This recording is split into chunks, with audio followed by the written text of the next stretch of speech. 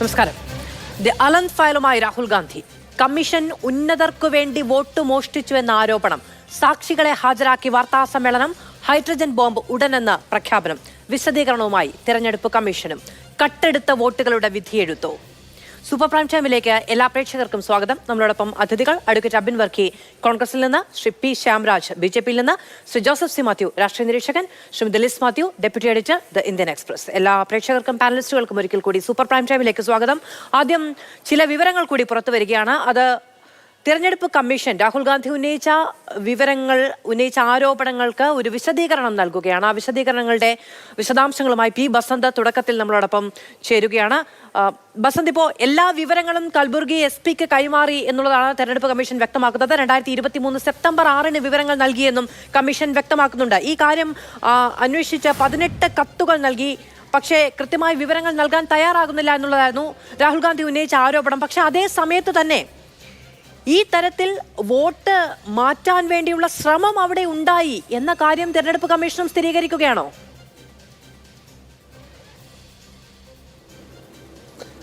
തെരഞ്ഞെടുപ്പ് കമ്മീഷൻ അല്പം മുമ്പാണ്, അതായത് കർണാടക CEO ആണ് ഇക്കാര്യം വ്യക്തമായിക്കൊണ്ടുള്ള ഒരു വിവരം പുറത്തുവിട്ടിരിക്കുന്നത്. അതായത് 6018 അപേക്ഷകൾ ലഭിച്ചിരുന്നു എന്ന് സമ്മതിക്കുന്നുണ്ട്. അത് 2022 ഡിസംബറിലാണ് ലഭിച്ചത്.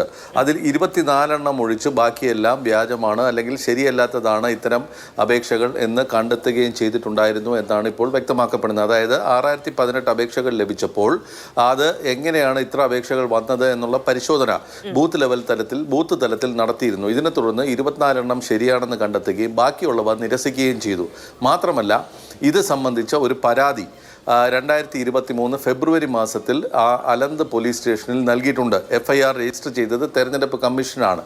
അതിന് പുറമെ സെപ്റ്റംബർ മാസത്തിൽ, അതായത് 2023 സെപ്റ്റംബർ മാസത്തിൽ തന്നെ അന്ന് അന്വേഷണ ഉദ്യോഗസ്ഥർ ആവശ്യപ്പെട്ട എല്ലാ വിവരങ്ങളും, അതായത് ഇന്ന് രാഹുൽ ഗാന്ധി ഉന്നയിച്ച IP നമ്പർ അടക്കമുള്ളവ, മൊബൈൽ നമ്പറുകൾ അടക്കമുള്ളവ എല്ലാം കൈമാറിയിട്ടുണ്ട് എന്നുള്ളതാണ് തെരഞ്ഞെടുപ്പ് കമ്മീഷൻ നൽകുന്ന വിവരം. മാത്രമല്ല, വിവിധ സമയങ്ങളിലായി, ഘട്ടങ്ങളിലായി തെരഞ്ഞെടുപ്പ് കമ്മീഷൻ ഉദ്യോഗസ്ഥരും പോലീസ് ഉദ്യോഗസ്ഥരും സൈബർ വിഭാഗവും ചേർന്ന് തന്നെ നിരവധി യോഗങ്ങൾ ചേർന്നിട്ടുണ്ട് ഈ വിഷയങ്ങൾ ചർച്ച ചെയ്യാനെന്നാണ് ഇപ്പോൾ കർണാടക CEO വിശദീകരിക്കുന്നത്.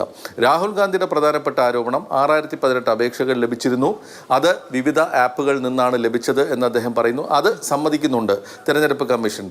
വിവിധ ആപ്പുകളിൽ നിന്നാണ്, ഗരുഡ, VLH, അതുപോലെ NSVP തുടങ്ങിയ ആപ്പുകളിൽ നിന്നാണ് ഈ അപേക്ഷകൾ ലഭിച്ചതെന്ന് പറയുന്നു.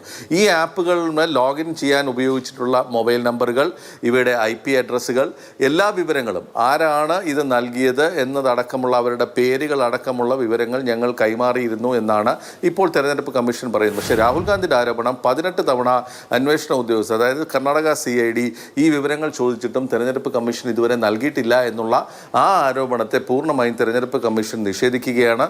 ആദ്യമായി FIR ഫയൽ ചെയ്തത് ഞങ്ങളാണ്. വിവരങ്ങൾ 6 മാസത്തിനുള്ളിൽ തന്നെ ഞങ്ങൾ കൈമാറിയിരുന്നു. നിരവധി തവണ യോഗം ചേർന്നിരുന്നു എന്നുള്ളതാണ് ഇപ്പോൾ തെരഞ്ഞെടുപ്പ് കമ്മീഷൻ്റെ നിലപാട്. മാത്രമല്ല, നേരത്തെ പറഞ്ഞത് രാഹുൽ ഗാന്ധിയുടെ വാർത്താ സമ്മേളനം കഴിഞ്ഞ ഉടൻ തന്നെ അവരുടെ വിശദീകരണം എന്ന് പറയുന്നത് ഓൺലൈനിലൂടെ ആരുടെയും വോട്ട് മാറ്റാൻ കഴിയില്ല എന്നുള്ളത് അവർ വ്യക്തമാക്കിയിട്ടുണ്ടായിരുന്നു. ഒരാളുടെ വോട്ട് മാറ്റാനുള്ള ഒരു അപേക്ഷ ലഭിച്ചാൽ ആ ആളെ വിളിച്ച് അവരുടെ ഭാഗം കേട്ട ശേഷം മാത്രമേ ഇക്കാര്യത്തിൽ തീരുമാനമെടുക്കുകയുള്ളൂ എന്നായിരുന്നു തെരഞ്ഞെടുപ്പ് കമ്മീഷന്റെ വിശദീകരണം. ശരി, പി ബസന്താണ് വിശദമായ വിവരങ്ങൾ നൽകിയത്. ശ്രീ ജോസഫ് സി മാത്യു, അങ്ങേക്ക് കേൾക്കാമോ?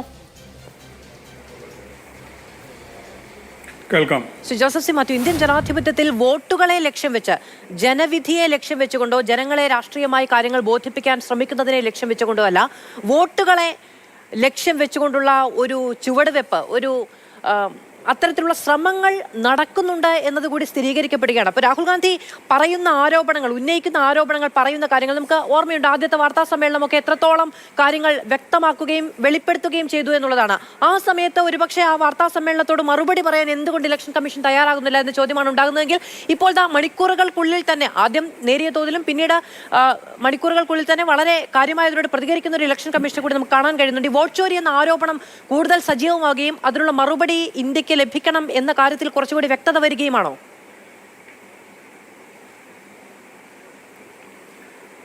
മാധു, തീർച്ചയായിട്ടുമാണ്.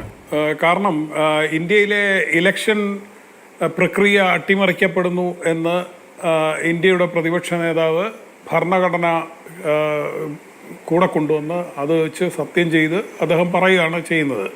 എന്ന് മാത്രമല്ല, അദ്ദേഹം വിശദമായിട്ടുള്ള വളരെ സ്പെസിഫിക് ആയിട്ടുള്ള ചില വിവരങ്ങളുടെ അടിസ്ഥാനത്തിലാണ് ഇന്ന് പ്രത്യേകിച്ച് സംസാരിക്കുന്നത്. നേരത്തെ സംസാരിക്കുമ്പോൾ നമ്മൾ ഇത്രയധികം വോട്ടുകൾ ഡിലീറ്റ് ചെയ്യപ്പെടുന്നതിലെ അസ്വാഭാവികത, അത് വേണ്ട ഒരു ഡ്യൂ ഡിലിജൻസ് ഇല്ലാതെ നടത്തുന്നു എന്നുള്ള കാര്യം ഇപ്പോൾ സുപ്രീം കോടതി തന്നെ അതിന്മേൽ ചില നടപടികൾ എടുക്കുന്നു. ഇന്നത്തേത് അതിൽ നിന്ന് വിഭിന്നമായി ഒരു മണ്ഡലത്തിൽ നടത്തിയ തിരിമറിക്കുള്ള ശ്രമങ്ങൾ അദ്ദേഹം അനാവരണം ചെയ്യുകയാണ്. അപ്പോൾ ഇലക്ഷൻ കമ്മീഷന്റെ മറുപടിയെക്കുറിച്ച് നിങ്ങൾ പറഞ്ഞു, അതും കൂടി പറഞ്ഞുകൊണ്ട് നമുക്ക് സംസാരിക്കുന്നതാകും കൂടുതൽ വ്യക്തതയാണ്. അതായത് ഇലക്ഷൻ കമ്മീഷൻ അംഗീകരിക്കുന്നു ആ മണ്ഡലത്തിൽ ഏതാണ്ട് 6018 വോട്ടുകൾ ഇതിൽ നിന്ന് ഇലക്ഷൻ റോളിൽ നിന്ന് ഡിലീറ്റ് ചെയ്യാനുള്ള ശ്രമം നടന്നു എന്നുള്ള കാര്യം ഇലക്ഷൻ കമ്മീഷൻ അംഗീകരിക്കുന്നു. അതാണ് ഒന്നാമത്തെ കാര്യം. അപ്പോൾ രാഹുൽ ഗാന്ധി പറഞ്ഞ കുറേ കാര്യങ്ങളുണ്ട്. ഈ വോട്ടുകൾ ഡിലീറ്റ് ചെയ്യാൻ നടന്ന ശ്രമം എങ്ങനെയാണ്? ആ ശ്രമം വളരെ സിസ്റ്റമിക് ആയിട്ടാണ്, വ്യവസ്ഥാപിതമായിട്ടാണ് നടന്നിരിക്കുന്നത്. അതേതെങ്കിലും വ്യക്തികൾ അയൽവക്കക്കാരനോടുള്ള ദേഷ്യം കൊണ്ട് ഇവൻ വോട്ട് ചെയ്യണ്ട എന്ന് വിചാരിച്ച് ചെയ്തതല്ല. ഏതെങ്കിലും ഒരു രാഷ്ട്രീയ പാർട്ടിക്കാരൻ ഇവൻ പതിവായി എനിക്ക് ചെയ്യുന്നവനല്ല, അതുകൊണ്ട് ഇവൻ്റെ റോൾ അങ്ങ് മാറ്റിയേക്കാം എന്ന് കണ്ട് ചെയ്തതല്ല. അതൊക്കെ ആണെങ്കിൽ ഓരോരുത്തരുടെ കുന്നായ്മ എന്ന് പറഞ്ഞ് നമുക്കത് വിടാം. ഇതങ്ങനെയല്ല. ഇത് വളരെ ആസൂത്രിതമായി ചെയ്തിരിക്കുന്നു. ഇതൊരു സോഫ്റ്റ്വെയർ ഉപയോഗിച്ച് ചെയ്തിരിക്കുന്നു. ഇത് ചെയ്തിരിക്കുന്നത് ആ ലൊക്കാലിറ്റിയിൽ നിന്നല്ല. അപ്പോൾ അദ്ദേഹം പറഞ്ഞത് എന്താണ്? ഇത് റാൻഡം ആയിട്ടല്ല, വളരെ തെരഞ്ഞു പിടിച്ച് കോൺഗ്രസ്സിന് വോട്ട് ചെയ്യാവുന്ന വിഭാഗങ്ങളെ ഒഴിവാക്കാൻ ശ്രമിക്കുന്നു എന്നുള്ളതാണ്. അത് അദ്ദേഹത്തിൻ്റെ ആരോപണം എന്ന് നമുക്ക് വെക്കാം.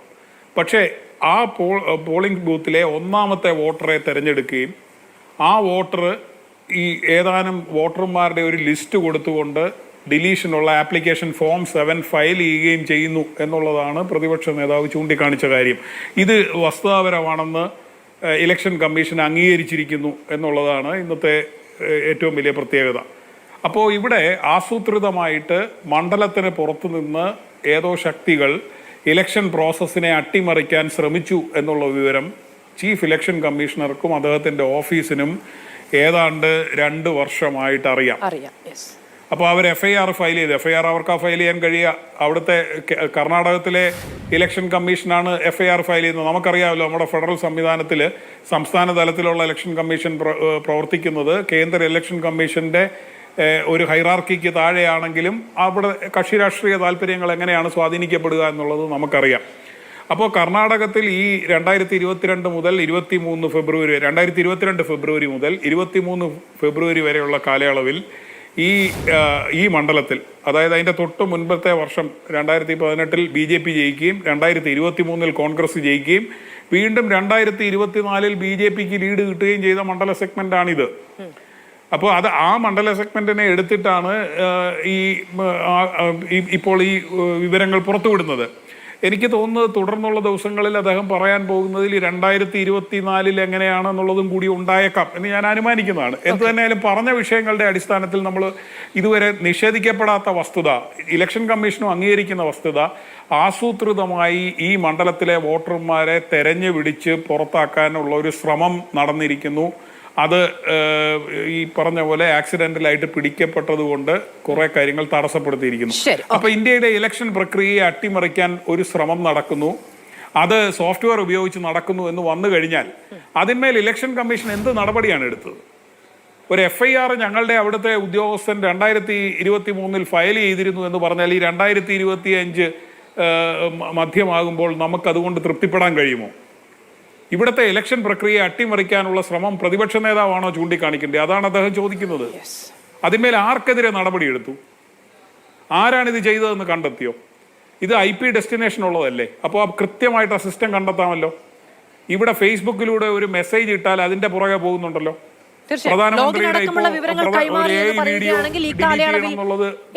നടക്കുന്നുണ്ടല്ലോ. അതെ, എന്തുകൊണ്ട് അതിന് പിന്നിലുള്ള തൽപര കക്ഷികളെ കണ്ടെത്താൻ കഴിഞ്ഞില്ല എന്നുള്ളത് ഒരു ചോദ്യവുമാണ്. ശ്രീമതി ലിസ് മാത്യു കേൾക്കാമല്ലോ അല്ലേ? കണ്ടെത്താൻ ശ്രമം നടത്തുന്നില്ലല്ലോ, കണ്ടെത്താത്തതിൽ പരാതിയില്ലല്ലോ. ഓക്കെ. ശ്രീമതി ലിസ് മാത്യു, ഇപ്പം ഈ അലൻ ഫയൽ എന്ന് പറയുന്നത് കൃത്യമായ ഒരു മണ്ഡലം എടുത്തുകൊണ്ട് ചില സാക്ഷികളെയൊക്കെ ഹാജരാക്കിക്കൊണ്ട് രാഹുൽ ഗാന്ധി ഈ കാര്യം പറയുകയാണ്. പക്ഷേ ഇത് ഒറ്റപ്പെട്ട ഒരു മണ്ഡലം എന്ന നിലയ്ക്ക് കാണേണ്ടതുണ്ടോ? കാരണം അതിനു മുൻപും കർണാടകയിൽ ഒരു മണ്ഡലം വെച്ചുകൊണ്ടാണ് രാഹുൽ ഗാന്ധി ഈ വോട്ടേഴ്സ് ലിസ്റ്റിലെ ക്രമക്കേടിനെ ചൂണ്ടിക്കാണിച്ചത്. അതിനുശേഷം ഇപ്പോൾ അലന്ത് ചൂണ്ടിക്കാണിച്ചുകൊണ്ട് ഈ കാര്യങ്ങൾ വ്യക്തമാക്കുകയാണ്. അപ്പോൾ ഇത് ഒറ്റപ്പെട്ടതായ സംഭവിച്ചു പോയ ഒരൊറ്റ കാര്യം എന്ന നിലയ്ക്ക് കാണേണ്ടതുണ്ടോ, അതോ യഥാർത്ഥത്തിലുള്ള ഹൈഡ്രജൻ ബോംബ് പ്രതീക്ഷിക്കേണ്ടതുണ്ടോ? മാധു, ഇതില് രാഹുൽ ഗാന്ധി കുറെ നാളുകളായി ഇലക്ഷൻ പ്രക്രിയയിൽ അതിൻ്റെ അകത്ത് നടക്കുന്ന ക്രമക്കേടുകളെ പറ്റി ഉന്നയിക്കുന്നുണ്ടായിരുന്നു. അതിനുശേഷമാണ് അദ്ദേഹം ആറ്റം ബോംബ് എന്ന ഒരു പേരുപയോഗിച്ചിട്ട് ആദ്യം അദ്ദേഹം ഒരു വെളിപ്പെടുത്തലുകൾ നടത്തിയത്. ഇതിൻ്റെ അകത്ത് ഏറ്റവും ഇൻട്രസ്റ്റിംഗ് ആയിട്ടുള്ളത്, എല്ലാവർക്കും അറിയാവുന്ന ഫാക്ട്സ് ആണ്, ചില മണ്ഡലങ്ങളിൽ ചില ക്രമക്കേടുകൾ നടക്കുന്നുണ്ട്. അത് ഭരിക്കുന്ന പാർട്ടി അല്ലെങ്കിൽ ഇലക്ഷൻ മെഷീനറി, ഒഫീഷ്യൽ മെഷീനറി ഉപയോഗിച്ച് കുറെയൊക്കെ അങ്ങോട്ടും ഇങ്ങോട്ടും മാറ്റാം എന്നുള്ളത് പരസ്യമായ ഒരു രഹസ്യമാണ്. നമ്മുടെ മുമ്പിൽ തന്നെ പല കേസുകളും, അതും ഇപ്പം BJPയുടെ മാത്രമല്ല, ഇതിനു മുമ്പ് പല കേസുകളും വളരെ പ്രമുഖർ മത്സരിച്ചിട്ടുള്ള തെരഞ്ഞെടുപ്പ് മണ്ഡലങ്ങളിൽ നിന്ന് അങ്ങനെ അത്തരം ക്രമക്കേടുകളുടെ പരാതിയും അല്ലെങ്കിൽ അവിടെ ഉണ്ടായിരുന്ന ഒഫീഷ്യൽസ് സഹായിച്ചിട്ട് ജയിച്ചു എന്ന് പറയുന്ന ചില കേസുകൾ നമ്മുടെ മുന്നിലുണ്ട്. അതിനുശേഷമാണ് രാഹുൽ ഗാന്ധി ഈ കർണാടകയിലെ 2 മണ്ഡലത്തിലെ വിഷയം ഇപ്പോൾ വളരെ കൃത്യമായി ഫാക്ട്സ് നിരത്തി. ഏറ്റവും അതിനകത്ത് ഇൻട്രസ്റ്റിംഗ് ആയിട്ടുള്ള ഫാക്ടർ എന്ന് പറയുന്നത്, രാഹുൽ ഗാന്ധി നിരത്തിയ എല്ലാ ഫാക്റ്റും അദ്ദേഹം ഇലക്ഷൻ കമ്മീഷന്റെ വെബ്സൈറ്റിൽ നിന്ന് എടുത്തതാണ്. ഇതിൽ ഒരു കാര്യവും ഇലക്ഷൻ കമ്മീഷൻ ഇതുവരെ നിഷേധിച്ചിട്ടില്ല. കഴിഞ്ഞ പ്രാവശ്യത്തെ ഇലക്ഷൻ കമ്മീഷന്റെ റിയാക്ഷൻ എന്തായിരുന്നു? അത് അവരൊരു കാർഡ് അടിച്ച് വെടിവെക്കുക എന്ന് പറയുന്നത് പോലെയുള്ള ഒരു റിയാക്ഷൻ ആയിരുന്നു. അതിന് യാതൊരു തരത്തിലും BJP ആവട്ടെ, ഭരിക്കുന്ന ഗവൺമെന്റ് ആവട്ടെ, ഇലക്ഷൻ കമ്മീഷൻ ആകട്ടെ, അതിന് രാഹുൽ ഗാന്ധി ഉയർത്തിയിട്ടുള്ള കൃത്യമായ ചോദ്യങ്ങൾക്ക് ഉത്തരം പറഞ്ഞില്ല. അതിന് പകരം പൊളിറ്റിക്കലായിട്ട് നേരിടാനാണ് അവർ ശ്രമിച്ചത്. അതിൽ BJPയിൽ തന്നെ അതിനെതിരെ പല അസ്വാരസ്യങ്ങൾ ഉണ്ടായിരുന്നു. ഇലക്ഷൻ കമ്മീഷൻ ഒരു അന്വേഷണമാകാമായിരുന്നു, അല്ലെങ്കിൽ ഞങ്ങൾ ഉടനെ അന്വേഷണം നടത്താമെന്ന് പറഞ്ഞ് അതിനെ ഒരു വലിയ ഒരു ഇത് കൊടുക്കാതെ നിർത്തേണ്ടതിന് പകരം ഇലക്ഷൻ കമ്മീഷൻ അവിടെ ഒരു ബീറ്റ് അറൗണ്ട് ദ ബുഷ് ആയിട്ട് അതിനെ കൂടുതൽ പെരുപ്പിക്കുകയാണ് ചെയ്തതെന്ന് BJPയിൽ തന്നെ പലർക്കും അഭിപ്രായം ഉണ്ടായിരുന്നു. അതിനുശേഷമാണ് BJP ഈ SIR അല്ലെങ്കിൽ ഇലക്ഷൻ കമ്മീഷൻ, ഈ SIR എന്ന് പറയുന്നത് ഇത്തരമുള്ള ആരോപണങ്ങൾ ഇലക്ഷൻ കമ്മീഷനെതിരെ പ്രതിപക്ഷ നേതാവ് ഉന്നയിച്ചുകൊണ്ടാണ് ഞങ്ങൾ ഇങ്ങനെ ഇത്തരം ഒരു എക്സസൈസ് നടത്തുന്നത് എന്ന് പറഞ്ഞുകൊണ്ട് വേറൊരു എക്സ്ക്യൂസും കൊണ്ടുവന്നു. പക്ഷെ അതിനൊന്നും there were not many takers. അതുകൊണ്ടാണ് ഇപ്പോഴത്തെ ഇലക്ഷൻ കമ്മീഷന്റെ ഇമ്മീഡിയറ്റ് റിയാക്ഷൻ ബേസ്ലെസ് എന്നായിരുന്നു. അതിനുശേഷം ആണ് അവർക്ക് ബോധോദയം ഉണ്ടായത്. ഇതിന് വേണ്ട വിധം ചെറുത്തില്ലെങ്കിൽ സ്വാഭാവികമായിട്ടും ഗവൺമെന്റിന്റെ അടുത്തു നിന്നും അവർക്ക് പ്രഷർ ഉണ്ടെന്നുള്ളത് വളരെ കൃത്യമാണ്. ഇത്തരം ആരോപണങ്ങൾക്കെതിരെ ഇങ്ങനെയല്ല പ്രതികരിക്കേണ്ടത്, അതിനെ അന്വേഷിക്കുക. കഴിഞ്ഞ പ്രാവശ്യം അദ്ദേഹം പറഞ്ഞത് എന്താണ്? അഫിഡവിറ്റ് കൊണ്ടുവരിക. ലീഡർ ഓഫ് ഓപ്പോസിഷൻ, കോൺസ്റ്റിറ്റ്യൂഷൻ പദവി വഹിക്കുന്ന ഒരു നേതാവിനോട് നിങ്ങൾ അഫിഡവിറ്റ് ഇത് ചെയ്താൽ മാത്രമേ ഉള്ളൂ ഞങ്ങൾ അന്വേഷിക്കൂ എന്ന്. അപ്പോൾ പഴയ ഇലക്ഷൻ കമ്മീഷൻ ചോദിച്ച ഒരു ചോദ്യമുണ്ട്, അപ്പോൾ നിങ്ങൾ ഇനിയും കൊണ്ടുവരുന്ന ഇലക്ട്രൽ റോളിന് നിങ്ങൾ ഒരു അഫിഡവിറ്റ് തരുമോ? ആ ഇലക്ട്രൽ റോളിൽ ഒരു തെറ്റും ഉണ്ടായിരിക്കില്ല എന്ന് നിങ്ങൾ സത്യവാങ്മൂലം തരുമോ? അത്തരം ഒരു സത്യവാങ്മൂലം തന്നതിന് ശേഷം അതിൽ എന്തെങ്കിലും തെറ്റുണ്ടെങ്കിൽ നിങ്ങൾക്കെതിരെ ക്രിമിനൽ ചാർജ് ചാർത്താൻ പറ്റുമോ എന്ന് പഴയ ഒരു ഇലക്ഷൻ കമ്മീഷൻ ചോദിച്ചിരുന്നു. അതേപോലെ അത്തരം റിയാക്ഷനുകൾ ഉണ്ടായതുകൊണ്ടാവാം ഇപ്പോൾ ഒരു ഇമ്മീഡിയറ്റ് റെസ്പോൺസ് ബേസ്ലെസ് ആണെന്ന് പറഞ്ഞെങ്കിൽ തന്നെ വീണ്ടും വരുക.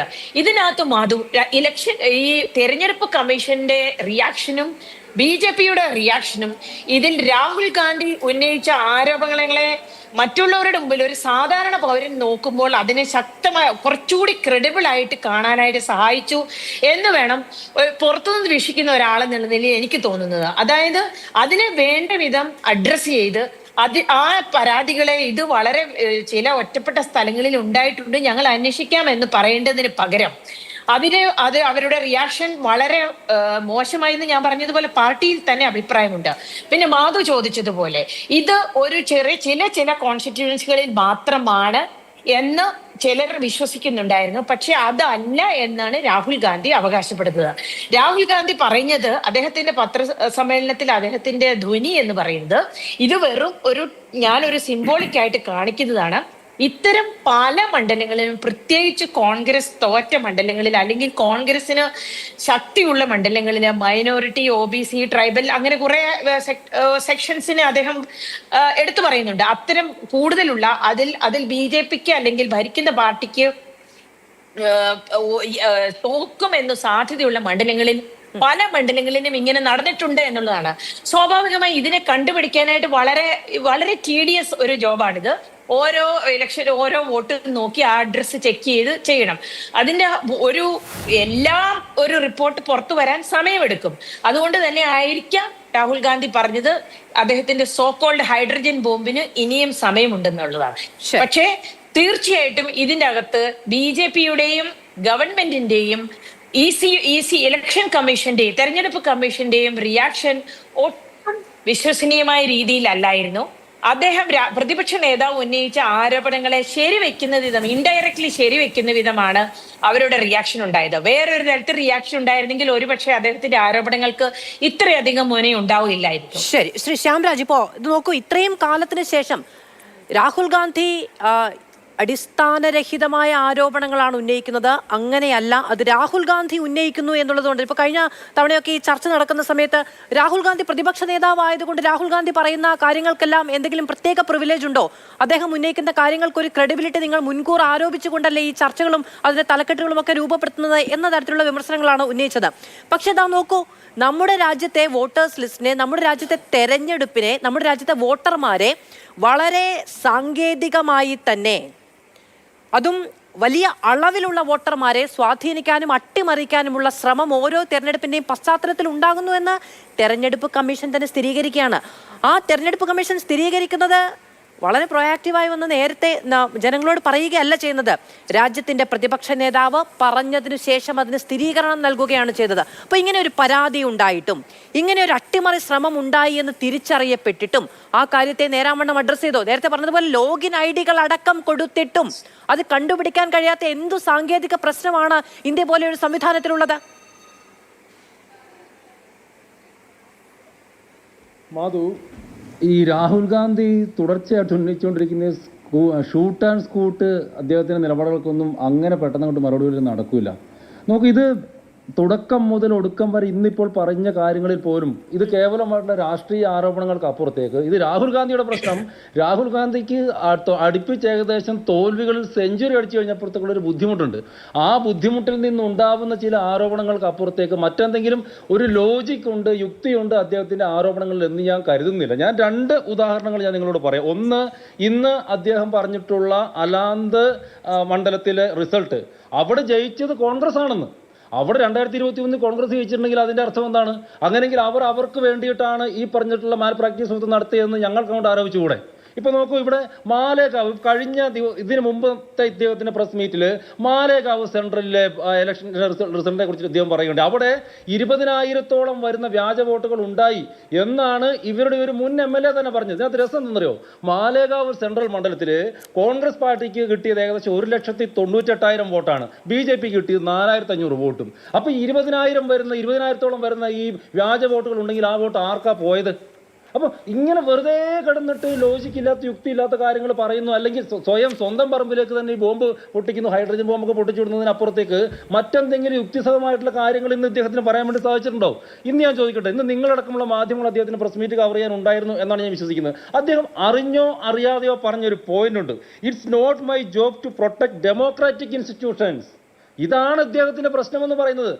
എന്തുകൊണ്ട് നിങ്ങൾ കോടതിയിൽ പോയില്ല? വളരെ ജെനുവിനായിട്ട് ഞങ്ങളടക്കം ഇദ്ദേഹത്തിന്റെ തുടക്കം മുതലുള്ള പ്രസ് മീറ്റുകളിലും പരാതികളിലും ആരോപണങ്ങളിലും ചോദിക്കുന്ന ഒരു ചോദ്യമുണ്ട്, എന്തുകൊണ്ട് കോടതിയിൽ പോയില്ല? ആ കോടതിയിൽ എന്തുകൊണ്ട് പോയില്ല എന്ന് മാധ്യമപ്രവർത്തകൻ ചോദിക്കുമ്പോൾ അദ്ദേഹത്തിനോട് പറയുന്ന ഉത്തരമാണ്, എന്റെ പണി എന്ന് പറഞ്ഞ സർക്കാരിനെതാ ഇങ്ങനെ പ്രഷർ ചെയ്യലാണ്, അല്ലാതെ ഇവിടുത്തെ ജനാധിപത്യ സംവിധാനങ്ങളിലൊന്നും പ്രൊട്ടക്ട് ചെയ്യൽ എന്റെ പണിയല്ല എന്ന്. ഇതാണ് അടിസ്ഥാന പ്രശ്നമെന്ന്. ഇവിടുത്തെ ഈ രാഹുൽ ഗാന്ധി ഉദ്ദേശിക്കുന്നതും അത് തന്നെയാണ്. ഇവിടുത്തെ ജനാധിപത്യത്തെക്കുറിച്ച് മോശമായിട്ട് പറയുക, ഇലക്ഷൻ കമ്മീഷൻ മുഴുവൻ തെറ്റാണെന്ന് പറയുക, ഇത്തരത്തിൽ ഇങ്ങനെ പറഞ്ഞ് പ്രശ്നങ്ങൾ ഉണ്ടാക്കുന്നതിന് അപ്പുറത്തേക്ക് എന്തെങ്കിലും യുക്തിസഹമായിട്ടുള്ള തെളിവുള്ള ഇനി അദ്ദേഹം ഞാൻ ഈ അതിലോട്ട് രാഹുൽ ഗാന്ധിയുടെ ഉദ്ദേശശുദ്ധി തുടങ്ങിയ കാര്യങ്ങളിലാണ് ലിസ്റ്റ് പറഞ്ഞതുപോലെ ചുറ്റിത്തിരിയുന്നത്. അദ്ദേഹം ഉന്നയിച്ച ആരോപണം എത്ര ഗൗരവതരമാണെന്ന് ആലോചിച്ച് നോക്കൂ. ഇലക്ഷൻ കമ്മീഷൻ തന്നെ പറയുകയാണ് അങ്ങനെ ഒരു ശ്രമം അട്ടിമറിച്ചുണ്ടായെന്ന്. വരില്ല ശ്യാം, വരില്ല. അങ്ങ് നേരത്തെ ചോദിച്ചു കോൺഗ്രസിന്റെ മണ്ഡലത്തിന് അനുകൂലമായെന്ന് ഞങ്ങൾ ആരോപിക്കും, ഞങ്ങൾക്ക് വേണമെങ്കിൽ ആരോപിക്കാമെന്ന്. നിങ്ങൾ എന്താണ് ആരോപിക്കാത്തതെന്നേ? നിങ്ങൾക്ക് പരാതിയില്ലാത്ത എന്താണ്? ഞങ്ങൾക്ക് മാധു വരുന്നത് അതിലോട്ട് തന്നെയാണ്. തോക്കിൽ കയറി മാധു വരുന്നത് വെടിവെക്കല്ലേ. എനിക്ക് പറയാനുള്ള അവസരം എന്താ, കർണാടകത്തിലെ തന്നെ മാലൂർ നിയമസഭാ മണ്ഡലത്തിൽ അവിടെ എന്താണ് സംഭവിച്ചത്? അവിടെ കോൺഗ്രസിന്റെ MLA, കോൺഗ്രസിന്റെ വ്യക്തി ജയിച്ചു, MLA കാൻഡിഡേറ്റ് ജയിച്ചു. ഞങ്ങൾ എന്താ ചെയ്തത്? ഞങ്ങൾക്ക് പരാതി ഉണ്ടായിരുന്നു. ഞങ്ങൾ ഇലക്ഷൻ കമ്മീഷന് പരാതി കൊടുത്തു. എന്ത് പറഞ്ഞു? റീകൗണ്ടിങ് നടത്തണമെന്ന് പറഞ്ഞു. കമ്മീഷൻ സമ്മതിച്ചില്ല. ഞങ്ങൾ എന്ത് ചെയ്തു? നേരെ കോടതിയിൽ പോയി. കർണാടക ഹൈക്കോടതി ഉത്തരവിട്ടെന്ന്, അദ്ദേഹത്തിന്റെ വിജയം അവിടെ നിലനിർത്താൻ വേണ്ടി ഉത്തരവിട്ടെന്ന്, അതിനെ റദ്ദ് ചെയ്യാൻ വേണ്ടി ഉത്തരവിട്ടെന്ന്. അപ്പൊ ഞങ്ങൾക്ക് പരാതി ഉള്ളപ്പോൾ ഞങ്ങൾ ഇലക്ഷൻ കമ്മീഷന് പരാതി കൊടുക്കും. ഇനി ഇലക്ഷൻ കമ്മീഷനിൽ നിന്ന് ഞങ്ങൾ കൃത്യമായിട്ടുള്ള ഉത്തരം ലഭിച്ചിട്ടില്ലെങ്കിൽ, അല്ലെങ്കിൽ ഞങ്ങളുടെ പരാതികൾക്ക് പരിഹാരമായിട്ടില്ല, ഞങ്ങൾ കോടതിയെ സമീപിക്കുമെന്നേ. ഞങ്ങൾ ഈ മണ്ഡലത്തിൽ കോൺഗ്രസ് ജയിച്ച മണ്ഡലത്തിൽ എന്തുകൊണ്ട് എന്നങ്ങ് ചോദിച്ചതിനാണ് ഞാൻ ആ ചോദ്യം തിരികെ ചോദിച്ചത്.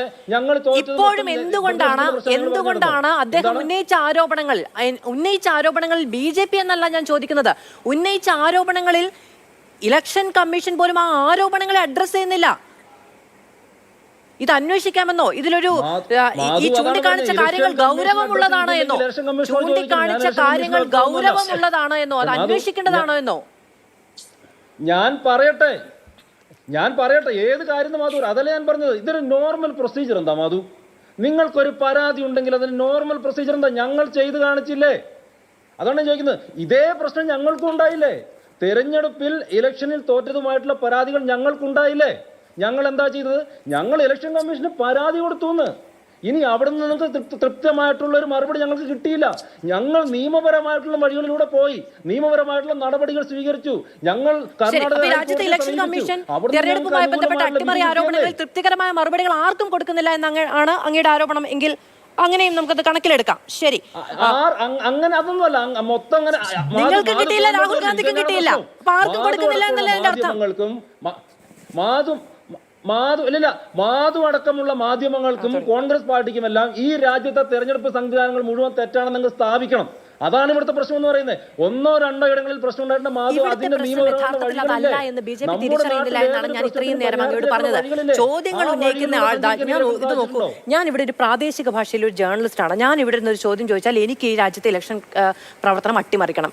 രാജ്യത്തിന്റെ പ്രതിപക്ഷ നേതാവ് ഒരു ചോദ്യം ചോദിച്ചാൽ അദ്ദേഹത്തിന് ഈ രാജ്യത്തെ ജനാധിപത്യത്തെ അട്ടിമറിക്കണം, ഇലക്ഷനെ അട്ടിമറിക്കണം. ചോദ്യത്തിന്റെ ഉത്തരം മാത്രം ഇല്ല. എല്ലാവരും അട്ടിമറിക്കാരാണ്. നിങ്ങൾ മാത്രം ദേശസ്നേഹികൾ, നിങ്ങൾ മാത്രം ഈ കാര്യങ്ങളൊക്കെ നന്നായി മുന്നോട്ട് കൊണ്ടുപോയി മറുപടി പറയുകയും ചെയ്യുന്നവർ. അടുത്ത അബിൻ വർക്കി, ഇപ്പൊ ഈ ഹൈഡ്രജൻ ബോംബ് വരുന്നു എന്ന് രാഹുൽ ഗാന്ധി പറയുന്നു. ആദ്യം അദ്ദേഹം ഒരു വാർത്താ സമ്മേളനം നടത്തുന്നു. അതിൽ ഞെട്ടിപ്പിക്കുന്നതായ വെളിപ്പെടുത്തലുകൾ ഉണ്ടായിരുന്നു എന്നത് ശരിയാണ്. അതിനുശേഷം ഇന്നിപ്പോൾ ഒരു സാമ്പിൾ വെടിക്കെട്ട് പോലെ അദ്ദേഹം നടത്തുന്നു. എന്താ ഈ ഒന്നാമത്തെ വാർത്താ സമ്മേളനം, രണ്ടാമത്തെ വാർത്താ സമ്മേളനം, ഇനി വരാനിരിക്കുന്ന വാർത്താ സമ്മേളനത്തെ കുറിച്ചുള്ള പ്രഡിക്ഷൻ എന്താണ് നിങ്ങൾ ഉദ്ദേശിക്കുന്നത്? അല്ല, ഇതിനകത്ത് രാഹുൽ ഗാന്ധി വളരെ വ്യക്തമായി അദ്ദേഹം കുറച്ച് കാലങ്ങളായി തന്നെ ഇന്ത്യയിലുണ്ടായ വോട്ടർ പട്ടികയിലെ ക്രമക്കേടുമായി ബന്ധപ്പെട്ട ഒരു പഠനം നടത്തുകയും ആ പഠനത്തിൻ്റെ വിവരങ്ങൾ ഇന്ത്യയുടെ ജനതയെ അറിയിക്കുകയാണ്. അത് വസ്തുതകളുടെ അടിസ്ഥാനത്തിൽ, തെളിവുകളുടെ അടിസ്ഥാനത്തിലാണ് അദ്ദേഹം പറഞ്ഞുകൊണ്ടിരുന്നത്. ഇതിനു മുമ്പ് മഹാദേവപുരയിൽ അദ്ദേഹം തെളിവുകളുടെ അടിസ്ഥാനത്തിൽ നമ്മൾ കണ്ടതാണ്. ഒരു നിയോജക മണ്ഡലത്തിൽ തന്നെ 10,000-ഓളം വോട്ടുകൾ അവരുടെ പിതാവിൻ്റെ സ്ഥാനമാനങ്ങളിൽ ABCDEFG കിടക്കുന്നത് നമ്മൾ കണ്ടതാണ്. ഈ ഇലക്ഷൻ കമ്മീഷൻ ഇതേവരെ ഒരു മറുപടി പറയാൻ തയ്യാറായിട്ടില്ല. അവർക്കൊന്നും തന്നെ അവരുടെ വോട്ടർ പട്ടികയുമായി ബന്ധപ്പെട്ടുകൊണ്ട് പല സംസ്ഥാനങ്ങളിലും വോട്ടുകൾ ഉണ്ടായിരുന്ന വ്യക്തികൾ അവിടെ വോട്ട് ചെയ്ത വിഷയങ്ങൾ ഇങ്ങനെ വളരെ കൃത്യമായി തെളിവുകളുടെ അടിസ്ഥാനത്തിൽ ശ്രീ രാഹുൽ ഗാന്ധി ആദ്യഘട്ടത്തിൽ അവതരിപ്പിച്ചു. അത് മഹാദേവപുരയിലായിരുന്നു. പക്ഷേ ഇലക്ഷൻ കമ്മീഷൻ ഇതേവരെ അതുമായി ബന്ധപ്പെട്ട് ഒരൊറ്റ നടപടി എടുത്തിട്ടില്ല എന്ന് മാത്രമല്ല, അതിൽ തൃപ്തികരമായ മറുപടിയും കൊടുത്തിട്ടില്ല എന്നുള്ളത് വളരെ വസ്തുതയാണ്. അദ്ദേഹത്തോട് ആകെ പറഞ്ഞത് നിങ്ങളൊരു സത്യവാങ്മൂലം സമർപ്പിക്കാനാണ്. എന്തുകൊണ്ടാണ് അനുരാഗ് ഠാക്കൂർ 91,000 വോട്ടിൻ്റെ വോട്ട് ആരോപണം വയനാട് പാർലമെന്റുമായി ബന്ധപ്പെട്ട് ഉന്നയിച്ചപ്പോൾ എന്തുകൊണ്ടാണ് ഈ ഇലക്ഷൻ കമ്മീഷന്റെ നാവ് ഇല്ലായിരുന്നോ? അവർക്ക് അനുരാഗ് ഠാക്കൂറിനോട് ഒരു സത്യവാങ്മൂലം കൊടുക്കാൻ പറയാത്തതിന്റെ കാരണം എന്താ? അപ്പൊ ഇത് സത്യവാങ്മൂലത്തിന്റെ പ്രശ്നമല്ല. അത് മാത്രമല്ല, പ്രതിപക്ഷ നേതാവിനോട് സത്യവാങ്മൂലം കൊടുക്കാൻ പറയുന്ന ഒരു ഇലക്ഷൻ കമ്മീഷൻ തന്നെ ഈ നാട്ടിൽ എന്താണ് പറഞ്ഞു വെക്കുന്നത് എന്നുള്ള ഒന്നാമത്തെ കാര്യം. ഇനി ഇന്നത്തെ വിഷയം പറയാം. ഇന്നത്തെ വിഷയം എന്താണ്? രണ്ട് രീതിയിലാണ് നമ്മൾ വോട്ടർ പട്ടികയുമായി ബന്ധപ്പെട്ട് വോട്ടുകൾ ചേർക്കുന്നു, വോട്ടുകൾ ഡിലീറ്റ് ചെയ്യുന്നു. ഒന്ന് ഫോം നമ്പർ 6 ആണ്. ഫോം നമ്പർ 6 ഉപയോഗിച്ചാണ് നമ്മൾ വോട്ടർ പട്ടികയിൽ വോട്ട് ചേർക്കുന്നത്. ഫോം നമ്പർ 7 ഉപയോഗിച്ചാണ് വോട്ടർ പട്ടികയിൽ വോട്ടുകൾ ഡിലീറ്റ് ചെയ്യുന്നത്. ഈ ഫോം നമ്പർ 7 എങ്ങനെയാണ്? ഇപ്പോൾ ശ്രീ മാധു, താങ്കൾ കല്യാണം കഴിച്ചു മറ്റൊരു സ്ഥലത്തേക്ക് പോവുകയാണ്. താങ്കളുടെ വീടിരുന്ന പ്രദേശത്ത് നിന്ന് താങ്കളുടെ വോട്ടർ പട്ടികയിൽ നിന്ന് താങ്കളുടെ പേര് നീക്കം ചെയ്തു. ആരാണ് അപേക്ഷ കൊടുക്കുന്നത്? ആ അപേക്ഷകൻ ആ നാട്ടിലെ ഒരു വ്യക്തിയായിരിക്കും. ചിലപ്പോൾ താങ്കളുടെ രാഷ്ട്രീയവുമായി ബന്ധമില്ലാത്ത എതിർ പാർട്ടിക്കാരനായിരിക്കും പറയുന്നത്. ആ വോട്ട് മറ്റൊരു ദേശത്തേക്ക് പോയി, അതുകൊണ്ട് ഈ വോട്ടർ പട്ടികയിൽ നിന്ന് പേര് വെട്ടണം എന്ന് പറയും. അപ്പോൾ ഒരു ആപ്ലിക്കൻ്റ് ഉണ്ട് അവിടെ. ഇന്ന് രാഹുൽ ഗാന്ധി പറഞ്ഞത് 6018 വോട്ടർ ഡിലീഷൻ അലന്ത് എന്ന് പറയുന്ന അസംബ്ലി കോൺസ്റ്റിറ്റ്യുവൻസിയിൽ ആപ്ലിക്കേഷൻ കൊടുത്തു. ഇപ്പോൾ ഇലക്ഷൻ കമ്മീഷൻ തന്നെ പറഞ്ഞ കണക്ക് വെച്ച് 6018 അവർ അന്വേഷണം നടത്തിയതിൽ നിന്ന് വ്യക്തമായത് 24 ഒഴിച്ച് 994 വ്യാജ ആപ്ലിക്കേഷനുകളായിരുന്നു എന്ന് തെളിഞ്ഞിരിക്കുക. അപ്പൊ അതായത് ഒരു വ്യാജ ആപ്ലിക്കേഷൻ അവിടെ സമർപ്പിക്കപ്പെട്ടിട്ടുണ്ട്. ഇന്ന് ഈ സമർപ്പിച്ച വ്യക്തികൾ അല്ലെങ്കിൽ ഈ സമർപ്പിക്കപ്പെട്ട ബൂത്തുകൾ ഏതാണ്? കോൺഗ്രസിന് സ്ഥിരമായി ലീഡ് കിട്ടുന്ന ബൂത്തുകളിലാണ് ഈ വോട്ടർ ഡിലീഷന് സമർപ്പിക്കപ്പെട്ടത്. ആരാണ് സമർപ്പിക്കുന്നത്? ആ വോട്ടർ പട്ടികയിലെ ആദ്യത്തെ പേരുകാരനാണ് സമർപ്പിക്കുന്നത്. ഇനി ആ സമർപ്പിച്ച വ്യക്തികൾ എന്ന് വന്നു. ആരാണ്? ഇപ്പൊ ഗോദാബായി എന്ന് പറയുന്ന ഒരു അമ്മൂമ്മയുടെ പേര് 12 വോട്ടർ ഡിലീഷൻ ആപ്ലിക്കേഷൻ. ഗോദാബായി ഇന്ന് വീഡിയോയിൽ വന്ന് പറയുകയാണ്, എനിക്ക് ഇതിനെപ്പറ്റി ഒരു അറിവില്ല, ഞാൻ ഡിലീഷൻ ആപ്ലിക്കേഷൻ കൊടുത്തിട്ടില്ല, ഞാനുമായി ബന്ധപ്പെട്ട ഒരു ഹിയറിംഗും നടത്തിയിട്ടില്ല. അപ്പൊ ആരാണ്? ഞാൻ ഫോം നമ്പർ 7 മാധുവിന് അയച്ചിട്ടുണ്ട്. ആരാണ് ഈ ഡിലീഷനുള്ള ആപ്ലിക്കേഷൻ കൊടുത്തത്? Who are they? ഇതാണ് രാഹുൽ ഗാന്ധി ചോദിച്ച ചോദ്യം. ഒരു ഉത്തരം ഇലക്ഷൻ കമ്മീഷൻ പറഞ്ഞിട്ടുണ്ടോ? ആരാണ് 12 ആപ്ലിക്കേഷൻ കൊടുത്തത്? ആ 12 ആപ്ലിക്കേഷനിൽ മൊബൈൽ നമ്പർ വേണം. ആ മൊബൈൽ നമ്പറിൽ ഒരു OTP വേണം. ആ OTP ടൈപ്പ് ചെയ്താൽ മാത്രമേ നമുക്ക് ഈ ആപ്ലിക്കേഷൻ കൊടുക്കാൻ സാധിക്കുകയുള്ളൂ. അപ്പോൾ ഒരു വ്യാജ മൊബൈൽ നമ്പർ ഉപയോഗിച്ച് വ്യാജ OTP ഉപയോഗിച്ച് 12 ഡിലീഷൻ ഗോദാബായിയുടെ പേരിൽ അവിടെ സമർപ്പിക്കപ്പെട്ടു. അതാണ് ഒരു അന്വേഷണം നടത്തുന്നത്. കേന്ദ്ര ഇലക്ഷൻ കമ്മീഷനോട് രേഖകൾ തരാൻ പറഞ്ഞവർ തന്നിട്ടില്ല. ഇനി 2, ഇന്ന് മറ്റൊരാളെ അവർ ശ്രീ രാഹുൽ ഗാന്ധി കൊണ്ടുവന്നു. സൂര്യകാന്ത് എന്നാണ് പേര്. അദ്ദേഹം 14 മിനിറ്റിനുള്ളിൽ 12 ഡിലീഷൻ ആപ്ലിക്കേഷൻ സമർപ്പിച്ചു. സൂര്യകാന്ത് പറഞ്ഞു, ഞാനത് ചെയ്തിട്ടില്ല, എന്നെ ഹിയറിംഗിന് വിളിച്ചിട്ടില്ല. അപ്പൊ ആരാണ് ഇത് ചെയ്തത്? ഈ 12 ഡിലീഷൻ ആപ്ലിക്കേഷനിലുള്ള ഒരാളുടെ പേര് ബാബ ചൗധരി എന്നായിരുന്നു.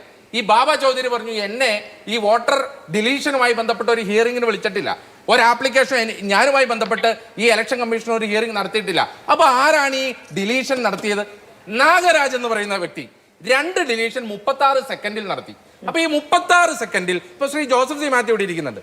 36 സെക്കൻഡിൽ 2 ഡിലീഷൻ ആപ്ലിക്കേഷൻ സബ്മിറ്റ് ചെയ്യണമെന്നുണ്ടെങ്കിൽ അത് നമുക്ക് മാനുവലായി ചെയ്യാൻ പറ്റില്ല. അപ്പൊ അതൊരു സോഫ്റ്റ്വെയർ ഉപയോഗിച്ചിട്ടുണ്ട്. അതുകൊണ്ടാണ് അദ്ദേഹം ഒരു സോഫ്റ്റ്വെയർ ആരോപണം ഉന്നയിച്ചത്. അപ്പൊ ഇന്ന് ഇലക്ഷൻ കമ്മീഷൻ തന്നെ പറയുകയാണ്, NSVP, VHA, ഗരുഡ എന്ന സോഫ്റ്റ്വെയറുകൾ ഉപയോഗിച്ചുകൊണ്ടാണ് ഈ വോട്ടർ പട്ടികയിൽ ഡിലീഷൻ ക്രമക്കേട് നടത്തിയത് എന്ന് പറയുന്നത്. അപ്പോൾ ഇതിൽ വളരെ വ്യക്തമാണ്. Who are they? ആരാണ് 5994 കോൺഗ്രസുമായി ചേർന്ന് നിൽക്കുന്ന ബൂത്തുകളിലെ വോട്ടർ ഡിലീഷൻ ചെയ്യാൻ വേണ്ടി കൊടുത്തത്? ഇതിന്നും നമുക്ക് ഒക്കെ അദൃശ്യമായ ശക്തികളാണ്. എന്തിരനാണോ? ആർട്ടിഫിഷ്യൽ ഇന്റലിജൻസ് ആണോ? BJPയുടെ ഏതെങ്കിലും സേനയാണോ ചെയ്തത്? ഇതിലാണ് ചോദ്യം. ഇപ്പൊ കർണാടക CID അവർ FIR രജിസ്റ്റർ ചെയ്തു. കൽബുർഗ പോലീസ് സ്റ്റേഷനുമായി ബന്ധപ്പെട്ട് അലകന്ത് വിഷയത്തിൽ FIR രജിസ്റ്റർ ചെയ്തു. അന്വേഷണം നടക്കുന്നു. ECI കർണാടക അന്വേഷണം നടത്തുകയാണ്. പക്ഷേ കേന്ദ്ര ഇലക്ഷൻ കമ്മീഷൻ ഇതുമായി ബന്ധപ്പെട്ട ഒരു രേഖകളും കൊടുക്കുന്നില്ല, അന്വേഷണവുമായി സഹകരിക്കുന്നില്ല. അവിടെയാണ് ചോദ്യം. ഈ ജ്ഞാനേഷ് കുമാർ എന്ന് പറയുന്ന ഇലക്ഷൻ കമ്മീഷണർ ആരുടെ ഏജന്റാണ്? ഞാൻ ഇയാളുടെ ഭൂതകാലത്തെക്കുറിച്ച് പറയുന്നില്ല. കാരണം ഇയാൾ എറണാകുളം ജില്ലാ കളക്ടറായിരുന്നു, എൻ്റെ ജില്ലാ കളക്ടറായിരുന്നു. എനിക്ക് നിരവധി വിഷയങ്ങളെ പറ്റി അറിയാം. ഞാൻ അതൊന്നും ഇവിടെ പറയുന്നില്ല. 5000 രൂപ മേടിച്ച വിഷയത്തെക്കുറിച്ച് അറിയാം. ഞാൻ അതിന്റെ വിശദാംശങ്ങളിലേക്ക് പോകുന്നില്ല, പഴയ കാര്യങ്ങളാണ്, അതൊന്നും ഇവിടെ പറയാൻ ആഗ്രഹിക്കുന്നില്ല. പക്ഷേ ഈ ഇലക്ഷൻ കമ്മീഷനുമായി ബന്ധപ്പെട്ട് ഇത്ര ഗുരുതരമായ ആരോപണം വന്നിട്ട് രാഷ്ട്രീയമായ മറുപടി ഇലക്ഷൻ കമ്മീഷൻ പറയുകയാണ്. ഇലക്ഷൻ കമ്മീഷൻ എന്ത് ഉത്തരവാദിത്തമാണ് BJPയെ ഡിഫെൻസ് ചെയ്യേണ്ടത്? അവർ ചെയ്യേണ്ടത് നടപടിയാണ്, ഒരു അന്വേഷണം. ഇത്ര വ്യക്തമായി ഇലക്ഷൻ കമ്മീഷൻ പറയാണ്, ഒരു നിയോജക മണ്ഡലത്തിൽ 5994 ഡിലീഷൻ വ്യാജമായി സോഫ്റ്റ്വെയർ ഉപയോഗിച്ച് ചെയ്യാൻ ശ്രമിച്ചു, ആളുകൾ അറിയാതെ. എന്തുകൊണ്ടൊരു അന്വേഷണം നടത്തിയിട്ടില്ല കേന്ദ്ര ഇലക്ഷൻ കമ്മീഷൻ? ഒരു ജനാധിപത്യ പ്രക്രിയ അട്ടിമറിക്കുകയാണ്. ഇനി ഒറ്റ കാര്യം കൂടെ പറഞ്ഞ് അവസാനിപ്പിക്കാം. ഇവിടെ ശ്രീ ശ്യാംരാജ് അവിടുത്തെ റിസൾട്ടിനെ സംബന്ധിച്ച് പറഞ്ഞു. അതിന് തൊട്ടു മുമ്പിലത്തെ 2018 തെരഞ്ഞെടുപ്പിൽ BJP അവിടെ ജയിക്കുന്ന 697 വോട്ടിനാണ്. 697 വോട്ട്. അവിടെയാണ് 6000-ഓളം വോട്ടുകൾ വെട്ടിക്കപ്പെട്ട് അവിടെ വെട്ടുമാറ്റി കോൺഗ്രസിൽ നിന്ന് വിജയം അപഹരിക്കാൻ ശ്രമിച്ചത്. പക്ഷേ നമുക്കറിയാം കർണാടകയിൽ മുഴുവൻ വലിയ കോൺഗ്രസ് തരംഗമായി 130ഓളം സീറ്റുകളിൽ കോൺഗ്രസ് ജയിച്ചു. ആ സീറ്റിലും വലിയ ആന്റി ഇൻകംബൻസിയിലും കോൺഗ്രസിന്റെ ഞാൻ ഇടപെടുകയാണ്. ഈ പറയുന്ന ഈ പരാതിയുടെ സാക്ഷികളായി വന്ന ആരും പറയുന്നത് അവരെ ആരെയും ഹിയറിംഗിന് വിളിച്ചിട്ടില്ല എന്നുള്ളതാണ്. അങ്ങനെയാണ് എങ്കിൽ 6018-ൽ 24 ജനുവിനാണ്, മറ്റുള്ളത് അല്ല എന്ന സ്ഥിരീകരണം ഹിയറിംഗിന് വിളിക്കാതെ എങ്ങനെ ഇലക്ഷൻ കമ്മീഷൻ ഉണ്ടായി എന്നതുകൂടി ഒരു ചോദ്യമാണ്. ഞാൻ അതിലേക്ക് അടക്കം വരാം. തിരികെ സ്വാഗതം ചർച്ചയിലേക്ക്. ജോസഫ് സി മാത്യു, ഇതിൽ അന്വേഷണം നടത്തിയിട്ടാണ് 24 ആപ്ലിക്കേഷനുകൾ ഒറിജിനലാണ് എന്നും മറ്റുള്ളത് അല്ലാത്തതാണ് എന്നും തിരിച്ചറിഞ്ഞത്. അങ്ങനെയാണെങ്കിൽ ഈ ആപ്ലിക്കേഷൻ കൊടുത്ത ആളുകളെ ഹിയറിംഗിന് വിളിക്കണമല്ലോ. ഹിയറിംഗിന് വിളിക്കാതെ വോട്ടർ പട്ടികയിൽ നിന്ന് ഒഴിവാക്കില്ല എന്നുള്ളതാണ് ഇലക്ഷൻ കമ്മീഷൻ പറയുന്നത്. അപ്പൊ ഇലക്ഷൻ കമ്മീഷൻ ഈ കഴിഞ്ഞ കാലയളവുകളിൽ ഇപ്പോൾ നടത്തി എന്ന് പറയുന്ന അന്വേഷണം അത് ഏതു രീതിയിലായിരിക്കും?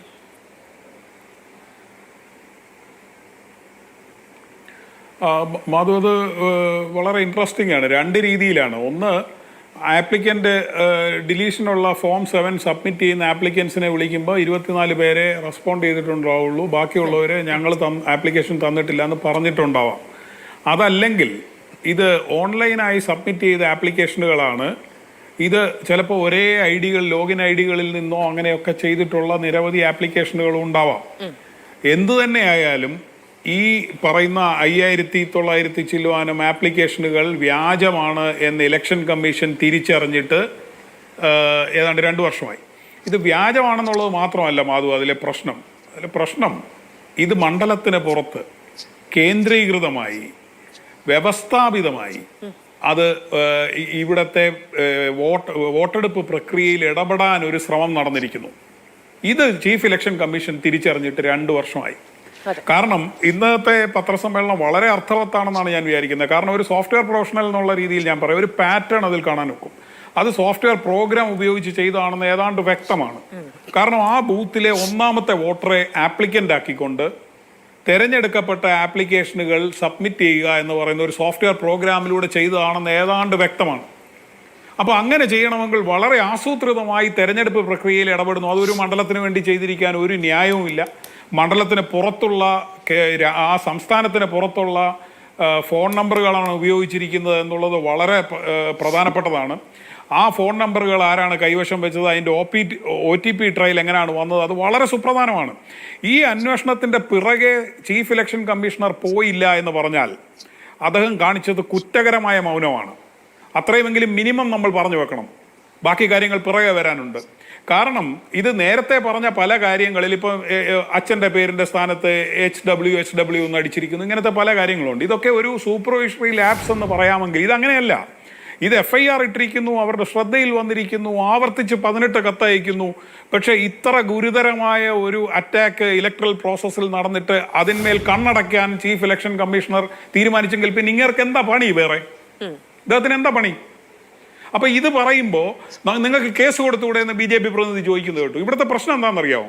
പ്രസിഡന്റ് ബില്ലുകൾ, സംസ്ഥാനത്തു നിന്ന് വരുന്ന ബില്ലുകൾ പിടിച്ചു വെക്കുന്നു, ഗവർണർ നിരന്തരം പിടിച്ചു വെക്കുന്നു, അല്ലെങ്കിൽ പിന്നെ പ്രസിഡന്റിനെ അയച്ചു കളിക്കുന്നു, പിന്നെ ചീഫ് ഇലക്ഷൻ കമ്മീഷണർ, ഇങ്ങനെയുള്ളവരൊക്കെ ഈ സാധാരണ നിയമ പ്രക്രിയയ്ക്ക് പുറത്ത് ഭരണഘടനാ സ്ഥാനങ്ങളിൽ ഇരുന്നു കൊണ്ട് ഭരണഘടന സംരക്ഷിക്കുന്ന പ്രക്രിയ ചെയ്യും എന്നാണ് രാജ്യത്തെ വ്യവസ്ഥ അനുമാനിച്ചിട്ടുള്ളത്. അവർക്കൊന്നും എതിരെ നിയമ നടപടികൾ എടുത്തു വെച്ചിട്ടില്ല. ഇവർ ചെയ്യുന്നത് എന്താണെന്നറിയാമോ? ഈ സാധാരണ നമ്മുടെ രാജ്യം വിഭാവനം ചെയ്തിരിക്കുന്ന വ്യവസ്ഥിതിയെ അട്ടിമറിക്കുന്ന തരത്തിൽ ഇവരെ എല്ലാവരെയും ഹാൻഡ് പിക്ക് ചെയ്യുകവരെയാണ്. അതുകൊണ്ടാണ് ചീഫ് ഇലക്ഷൻ കമ്മീഷണറുടെ തെരഞ്ഞെടുപ്പിൽ നിന്ന് സുപ്രീം കോടതി ചീഫ് ജസ്റ്റിസ് പുറത്താകുന്നത്. അതുകൊണ്ടാണ് പുറത്തേക്ക് ട്രാൻസ്പെറൻസി പറയുന്ന നിയമങ്ങളെല്ലാം ചട്ടങ്ങളിൽ നിന്ന് അമെൻഡ് ചെയ്യപ്പെടുന്നത്. അതിനുശേഷം നിങ്ങൾക്ക് കോടതി ഇപ്പോൾ കൂടെ എന്ന് ചോദിക്കുക. മറുപടി എന്താ? നിങ്ങൾ BJP നേതാക്കന്മാരുടെ എല്ലാം മറുപടിയുടെ ഒരു പൊതു സ്വഭാവം ഒന്ന് പരിശോധിച്ചേ. കേന്ദ്ര ആഭ്യന്തരമന്ത്രി വരെ പറയുന്നത് എന്താണ്? ബംഗ്ലാദേശിൽ നിന്നും റോഹിംഗ്യയിൽ നിന്നും ഒക്കെ വരുന്ന ആൾക്കാരെ തിരികെ കയറ്റാൻ ഇവിടെ വേറൊരു വോട്ട് ബാങ്ക് ഉണ്ടാക്കാൻ ശ്രമിക്കുകയാണെന്നാണ്. ഇവിടുന്ന് വോട്ടേഴ്സിനെ, ന്യായമായ വോട്ടർമാരെ ഡിലീറ്റ് ചെയ്തതിന്റെ മറുപടിയാണ് ഈ പറയുന്നത്. എന്ന് പറഞ്ഞാൽ അവർക്കറിയാം ഇതാരാ ചെയ്തതെന്ന്. ഇത് വളരെ ആസൂത്രിതമായി ചെയ്തതാണ് എന്ന് അനുമാനിക്കാനുള്ള മുഴുവൻ തെളിവുകളും പ്രഥമ ദൃഷ്ട്യാ വളരെ സംശയാസ്പദമായ തെളിവുകളാണ് പ്രതിപക്ഷ നേതാവ് പുറത്തേക്ക് വിട്ടിരിക്കുന്നത്. അപ്പോൾ യുക്തിപരമല്ലെന്ന് 15 പ്രാവശ്യം പറഞ്ഞാൽ ഈ രാജ്യത്തെ ആൾക്കാരുടെ യുക്തിയെല്ലാം എവിടെ പോകും? അവർക്കിത് അനുമാനിക്കാൻ കഴിയില്ലേ? ഓൺലൈൻ ഡിലീഷൻ നടക്കാറേ ഇല്ല. നേരിട്ട് വിളിച്ച് കേട്ടിട്ട് ഡിലീറ്റ് ചെയ്യാറുള്ളൂ എന്നാണ് ഇലക്ഷൻ കമ്മീഷൻ പറയുന്നത്. മരണപ്പെട്ടവരെ എങ്ങനെ ഡിലീറ്റ് ചെയ്യുക? അവരെ ഇവർ നേരിട്ട് വിളിച്ചു വരുത്തുമോ? എത്ര പേര് ഇവർ വെറുതെ പറയുന്ന വർത്തമാനമാണ്. നമുക്കറിയാമല്ലോ ഇവിടെ എങ്ങനെ ഡിലീഷൻ നടക്കുന്നത്, ഇലക്ഷൻ പ്രക്രിയ ഇവിടെ. മാത്രമല്ല ശ്രീ ജോസഫ് മാത്യു, അങ്ങനെയെല്ലാം ചട്ടപ്പടിയും മാനദണ്ഡപ്പടിയും കൃത്യമായ വഴികളിലൂടെയും മാത്രമാണ് നടക്കുന്നത് എങ്കിൽ ഈ പറയുന്ന അഡ്രസ്സിന്റെയും അച്ഛന്റെയും പേരിന്റെ സ്ഥാനത്ത് ABCD എഴുതി വെക്കില്ലല്ലോ. അങ്ങനെ ഒരു വോട്ടർ പട്ടിക കൈവശം വെച്ചുകൊണ്ട് തന്നെയല്ലേ ഈ അവകാശവാദം ഉന്നയിക്കുന്നത്? ഇവിടെ എല്ലാം വളരെ കൃത്യമാണ്. ഇതൊരു ഈച്ചകേറ ഇരുമ്പുകൂടാണ് എന്ന് പറയുന്നത്. മധു, ഞാൻ പറയാൻ വന്നത് എൻ്റെ അച്ഛൻ്റെ സഹോദരൻ മരണപ്പെട്ടു, അദ്ദേഹത്തെ ഒഴിവാക്കിയില്ല, അദ്ദേഹത്തിൻ്റെ പേര് ഇപ്പോഴും വോട്ടേഴ്സ് ലിസ്റ്റിലുണ്ട്, അദ്ദേഹത്തിൻ്റെ ഭാര്യ ഒഴിവാക്കപ്പെട്ടു. സ്ലിപ്പായിരിക്കാം. ഞാൻ പറയുന്നത് വിളിച്ചു വരുത്തിയാണ് എന്ന് പറഞ്ഞാൽ ആരെയും വിളിച്ചു വരുത്തിയില്ല, ഒഴിവാക്കപ്പെട്ടവരെയും വിളിച്ചു വരുത്തിയില്ല, മരിച്ചവരെയും വിളിച്ചു വരുത്തിയില്ല. ഇതൊക്കെ ചുമ്മാതെ പറയുന്നതാണെന്ന് നമുക്കറിയാം. ഇവർ പറയുന്നത് എന്താണെന്ന് അറിയാം? ഇവർ വിളിച്ചു വരുത്തിയോന്ന് ആർക്കറിയാം? ഇലക്ഷൻ കമ്മീഷന്റെ ഉദ്യോഗസ്ഥന് മാത്രം അറിയാം. ഡിലീറ്റ് ബട്ടൺ ഓൺലൈനിൽ ചെയ്യാൻ ആപ്ലിക്കന്റിന് ചെയ്യാൻ പറ്റില്ല, ഇവർ ഞെക്കണം എന്നായി പറയുന്നതിന് അർത്ഥമുള്ളൂ. അപ്പൊ ചീഫ് ഇലക്ഷൻ കമ്മീഷണറും കൂടെ ചേർന്നുള്ള ഒരു കുറ്റകൃത്യത്തെക്കുറിച്ച്, അല്ലെങ്കിൽ ആ ഇലക്ട്രൽ ഓഫീസർമാരും കൂടെ ചേർന്നുള്ള ഒരു കുറ്റകൃത്യത്തെക്കുറിച്ചാണ് പ്രതിപക്ഷ നേതാവ് ആരോപിക്കുന്നത് എന്നുള്ളിടത്ത് ഇത്തരം സാങ്കേതിക ന്യായങ്ങൾ പറഞ്ഞാൽ മതിയാവില്ല. ഈ വിഷയം ഇത്ര ഗുരുതരമായ ഇടപെടിയിൽ ഇലക്ട്രൽ പ്രോസസ്സിൽ ഉണ്ടായിട്ട് അതിന്റെ സംഖ്യയൊക്കെ അവിടെ നിൽക്കട്ടെ, 6000 ആയിക്കോട്ടെ, 600 ആയിക്കോട്ടെ, ഇത് സംബന്ധിച്ച് ഒരു FIR ഇടുകയും വളരെ ഗുരുതരമായി ഈ വിഷയം ശ്രദ്ധയിൽ വരികയും ചെയ്തിട്ട് ഇവരെന്തുകൊണ്ട് നടപടിയെടുത്തില്ല? ആവർത്തിച്ച് 18 കത്തയച്ചിട്ട് ഓർമ്മപ്പെടുത്തിയല്ലോ, എന്നിട്ട് കത്തയച്ചില്ല, വിവരം കൊടുത്തില്ല എന്നുള്ളത് പോട്ടെ, നടപടി എടുക്കേണ്ടത് ചീഫ് ഇലക്ഷൻ കമ്മീഷണറാണ്, എടുത്തില്ല. ഇത് രാജ്യവ്യാപകമായി നടക്കുന്നു എന്നുള്ളത് ഇവിടെ നടക്കുന്ന ഈ പ്രക്രിയയിലേക്ക് ഒരു സൂചകമാണ്. സോഫ്റ്റ്വെയറുകൾ, അനധികൃത സോഫ്റ്റ്വെയറുകൾ ഇങ്ങനെ ഉപയോഗിക്കപ്പെടുന്നുണ്ടെങ്കിൽ വ്യവസ്ഥാപിതമായ സോഫ്റ്റ്വെയർ എങ്ങനെയാണ് ഉപയോഗിക്കുന്നത്, EVM-ലൊക്കെ ഉണ്ടാകുന്ന സോഫ്റ്റ്വെയർ എങ്ങനെയാണ് ഉപയോഗിക്കുന്നത് എന്നുള്ളത് ജനത്തിന് അറിയാൻ ഒരു ബാധ്യതയില്ലേ? അങ്ങയോട് ചോദിക്കാനുള്ള ഒരു കാര്യം കൂടി ഞാൻ ചോദിച്ചു പോകട്ടെ. ഇപ്പോൾ ലോഗിൻ ID കൊടുക്കുന്നുണ്ട്, നേരത്തെ പറഞ്ഞതുപോലെ ഇതുമായി ബന്ധപ്പെട്ട ഫോൺ നമ്പർ അപ്ലോഡ് ചെയ്യണം. നമുക്കറിയാവുന്നതാണ്, നമുക്ക് ഒരു ഫോൺ നമ്പറൊക്കെ കിട്ടുന്ന വ്യവസ്ഥ എങ്ങനെയാണ് നമ്മുടെ നാട്ടിൽ എന്നുള്ളത്. അതുമായി ബന്ധപ്പെട്ട OTP-യിൽ റെസ്പോണ്ട് ചെയ്യണം. ഇങ്ങനെ പലതും ചെയ്താൽ മാത്രമാണ് നമുക്ക് ഈ ഡിലീഷനോ അല്ലെങ്കിൽ ജോയിനിങ് അടക്കമുള്ള കാര്യങ്ങളെല്ലാം സാധ്യമാകുന്നത് എങ്കിൽ ഒരാളിലേക്ക് ഇത് എവിടെ നിന്ന് നടന്നു എന്നതടക്കമുള്ള കാര്യങ്ങളിലേക്ക് എത്തിച്ചേരുക അത്ര ബുദ്ധിമുട്ടുള്ള കാര്യമാണോ? മധു, അതുകൊണ്ടാണ് ഇതിൻ്റെ ഡെസ്റ്റിനേഷൻ്റെ IP ഉണ്ട്. ഇപ്പം ആ പറഞ്ഞ ആ പ്രായമായ സ്ത്രീ, അല്ലെങ്കിൽ ഇന്ന് രാഹുൽ ഗാന്ധി അവിടെ ഹാജരാക്കിയ ആ വ്യക്തി, ആ പുരുഷൻ, അവരൊക്കെ ആപ്ലിക്കൻ്റ് ആണെങ്കിൽ അവരുപയോഗിച്ചിരിക്കുന്ന സിസ്റ്റത്തിന് ഒരു IP നമ്പറുണ്ട്. അപ്പോൾ അവരുടെ സ്ഥാനത്ത് വേറൊരാൾ ഇമ്പേഴ്സണേറ്റ് ചെയ്ത് ഉപയോഗിച്ചതാണെങ്കിൽ അവരെ പിടിക്കണം. പക്ഷെ അവരെ പിടിക്കാൻ എന്താണ് താല്പര്യമില്ലാത്തത്? ഇപ്പോൾ അദ്ദേഹത്തിൻ്റെ അയൽവക്കക്കാരൻ അദ്ദേഹത്തിൻ്റെ പേര് ദുരുപയോഗം ചെയ്തതാണെങ്കിൽ പിടിക്കാൻ ഇവർക്കൊരു തടസ്സവും ഇല്ല. പക്ഷെ ഇത് വളരെ ആസൂത്രിതമായി പുറത്തുനിന്ന് ചെയ്യുന്നതാണ്. അവർ പരാതിപ്പെടുന്നു, അവർ പുറത്തു വന്നിട്ട് പറയുന്നു, അവർ ഡൽഹിയിലെത്തി കർണാടകക്കാരൻ പറയുന്നു ഞാൻ അറിഞ്ഞിട്ടില്ല, കൂടെയുള്ള ആപ്ലിക്കൻസ് പറയുന്നു ഞങ്ങളാരും ഡിലീറ്റ് ചെയ്യാൻ ഞങ്ങളെ വിളിച്ചിട്ടില്ല. അപ്പൊ ഇതെല്ലാം പറയുന്നിടത്ത് എത്ര കൊല്യൂഷൻ ഉണ്ടായി? ഒന്ന്, ആപ്ലിക്കന്റിന്റെ കാര്യം ഉണ്ടായി. രണ്ട്, ഈ ഡിലീറ്റ് ചെയ്യാൻ വേണ്ടി കൊടുത്ത ലിസ്റ്റിലുള്ളവരുടെ കാര്യം ഉണ്ടായി, അവരെ വിളിച്ചു വരുത്തേണ്ടതുണ്ട്, അതുണ്ടായി. ഇതെല്ലാം ഇലക്ഷൻ കമ്മീഷന്റെ ശ്രദ്ധയിൽ വന്നിട്ട് അവരതിന്മേൽ നടപടിയെടുക്കുന്നില്ല എന്ന് പറയുന്നിടത്ത് നേരത്തെ പറഞ്ഞതുപോലെ അഡീഷന്റെ കാര്യത്തില്, ഡിലീഷന്റെ കാര്യത്തില്, എല്ലാറ്റിലും തിരിമറി ഇവിടെ നടക്കുന്നു എന്നുള്ളതിന്റെ തെളിവാണ് ഈ വരുന്നത്. ഇത് രാജ്യവ്യാപകമായി എത്ര നടന്നിട്ടുണ്ട് എന്ന് അറിയണമെങ്കിൽ അതിന് ഈ സോഫ്റ്റ്വെയർ ഡാറ്റ ആവശ്യമുണ്ട്. ഇപ്പോൾ ആദ്യ സമയത്ത് ഇലക്ഷൻ കമ്മീഷൻ രാഹുൽ ഗാന്ധിയുടെ ആരോപണങ്ങളോട് റെസ്പോണ്ട് ചെയ്തൊരു രീതി നമുക്ക് ഓർമ്മയുണ്ട്. സത്യവാങ്മൂലം സമർപ്പിക്കണം, സത്യവാങ്മൂലം സമർപ്പിക്കുകയാണെങ്കിൽ അത് ബോധ്യപ്പെടുത്താൻ സാധിച്ചില്ല എങ്കിൽ നിയമ നടപടി സ്വീകരിക്കണം എന്നൊരു ഏകദേശം ഏറെക്കുറെ ഒരു ഭീഷണിയുടെ സ്വഭാവത്തിലുള്ള ഒരു റെസ്പോൺസാണ് ആദ്യഘട്ടത്തിൽ ഉണ്ടായിരുന്നത്. രണ്ടാമത്തെ തവണ പക്ഷെ അങ്ങനെ ആയിരുന്നില്ല. രണ്ടാമത്തെ തവണ കുറച്ചുകൂടി മയപ്പെട്ട രീതിയിലാണ്. ഇന്നിപ്പോൾ പെട്ടെന്ന് റെസ്പോണ്ട് ചെയ്യുന്നു. ഉന്നയിച്ച ആരോപണങ്ങൾ അങ്ങനെയല്ല, ഞങ്ങൾ അപ്പോൾ തന്നെ വിവരങ്ങൾ കൊടുത്തിട്ടുണ്ട് എന്ന് പറയുന്നു. ഇപ്പോൾ ആദ്യത്തെ തവണ കർണാടക പോലീസ് ഈ കാര്യം ആവശ്യപ്പെടുമ്പോൾ ആ മറുപടി കൊടുത്തിട്ടുണ്ടെങ്കിൽ പിന്നെ 18 തവണ വീണ്ടും 17 തവണ കത്തെഴുതേണ്ട സാഹചര്യം ഉണ്ടാകുന്നില്ല എന്നുള്ളത് മറ്റൊരു വസ്തുത. ഇപ്പോൾ കർണാടകയിൽ ആദ്യം ഈ ശകുൻ ദേവി എന്ന് പറയുന്നൊരു വോട്ടർ, അവർക്ക് 2 ഇടങ്ങളിൽ വോട്ടുണ്ട് എന്ന് അടക്കമുള്ള ആരോപണം ഉന്നയിച്ചപ്പോൾ ശകുൻ ദേവി വന്ന് മാധ്യമങ്ങളോട് പറയുകയാണ് എനിക്കില്ല. ഇലക്ഷൻ കമ്മീഷൻ എടുത്തു പറയുകയാണത്. അതായത് കള്ളവോട്ട് ആണ്, ഒരു കള്ളവോട്ടുണ്ട്, അവർ ചെയ്തു എന്ന് രാഹുൽ ഗാന്ധി ആരോപിക്കുന്നില്ല. ഇവരുടെ പേരിൽ 2 വോട്ടുണ്ട്, അത് മറ്റാരോ തരപ്പെടുത്തി ചെയ്തതാണെന്ന ആരോപണമാണ് ഉന്നയിക്കുന്നത്. പക്ഷേ ശകുൻ ദേവി വന്നിട്ട് എനിക്ക് വോട്ടില്ല എന്ന് പറയുമ്പോൾ അത് നമ്മൾ വിശ്വസിക്കണം. അങ്ങനെയാണെങ്കിൽ ഇന്ന് രാഹുൽ ഗാന്ധി ഹാജരാക്കിയ സാക്ഷികൾ പറയുന്നുണ്ട് ഞങ്ങൾക്ക് ഇതുമായി ഒരു ബന്ധവുമില്ല, ഞങ്ങൾ വോട്ട് ചേർക്കാൻ പോയിട്ടില്ല, വോട്ട് ഡിലീറ്റ് ചെയ്യാൻ പോയിട്ടില്ല. അതും അങ്ങനെ പ്രഥമ ദൃഷ്ട്യാ വിശ്വാസത്തിൽ എടുക്കണ്ടേ? തീർച്ചയായും മാധു, ഇതിൽ ത്രൂ ഔട്ട് ഇലക്ഷൻ കമ്മീഷനും ഭരിക്കുന്ന പാർട്ടിയും ഒരു വളരെ ഒബ്വിയസ് ആയിട്ടുള്ള ഡബിൾ സ്റ്റാൻഡാണ് ഇതിൻ്റെ അകത്ത് ഉപയോഗിച്ചിരിക്കുന്നത് അവരുടെ റെസ്പോൺസില്ല.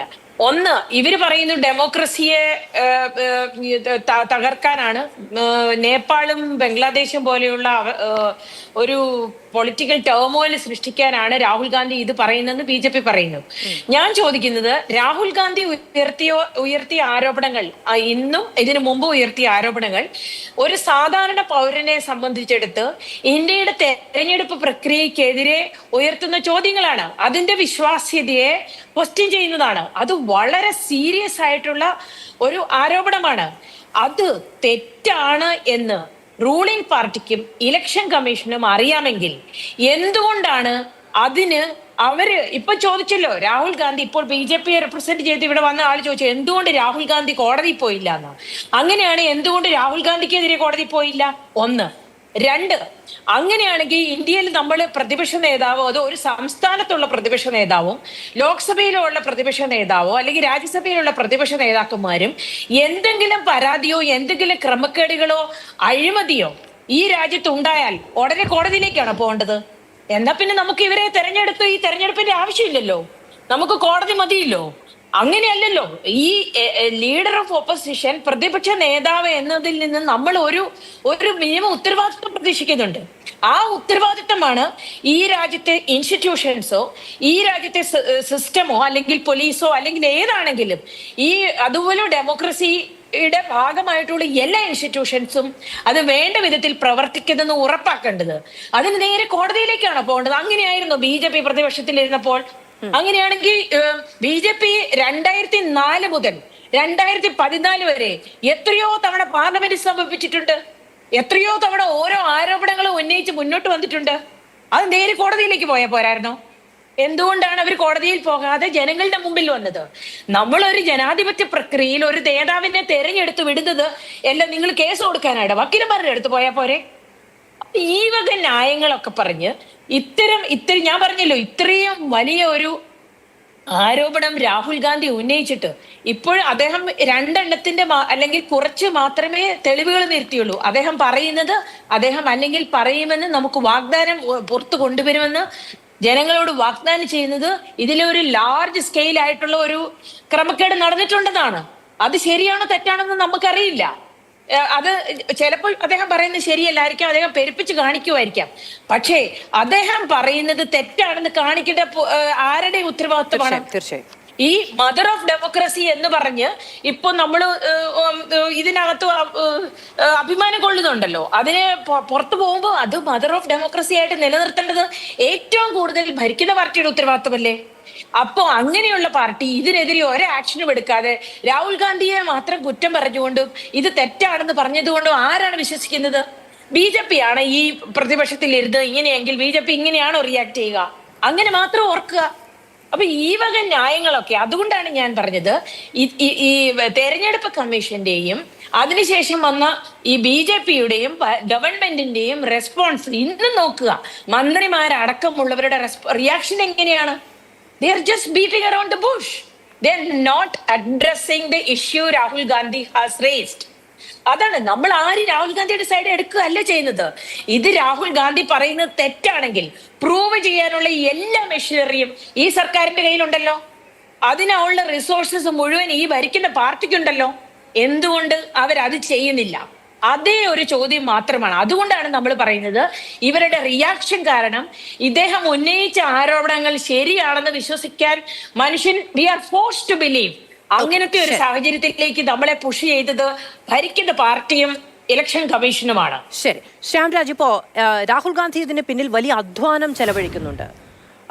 ഈ വിവരങ്ങൾ മുഴുവൻ, ഈ വിവരം ഒന്നാമത് ഇത് ബോധ്യപ്പെടുന്നു, രണ്ടാമത്തത് ഈ വിവരങ്ങൾ ശേഖരിക്കുന്നു, ഇതിന്റെ ഇലക്ട്രൽ റോൾ ആവശ്യപ്പെടുന്നു, അത് നൽകുന്നില്ല, അതിന്റെ ഡിജിറ്റൽ ഫോം നൽകുന്നില്ല, അതിന് പകരം ഈ പറയുന്ന 2 ആൾ പൊക്കം 3 ആൾ പൊക്കമുള്ള പേപ്പർ കെട്ടുകൾ കൊടുക്കുന്നു.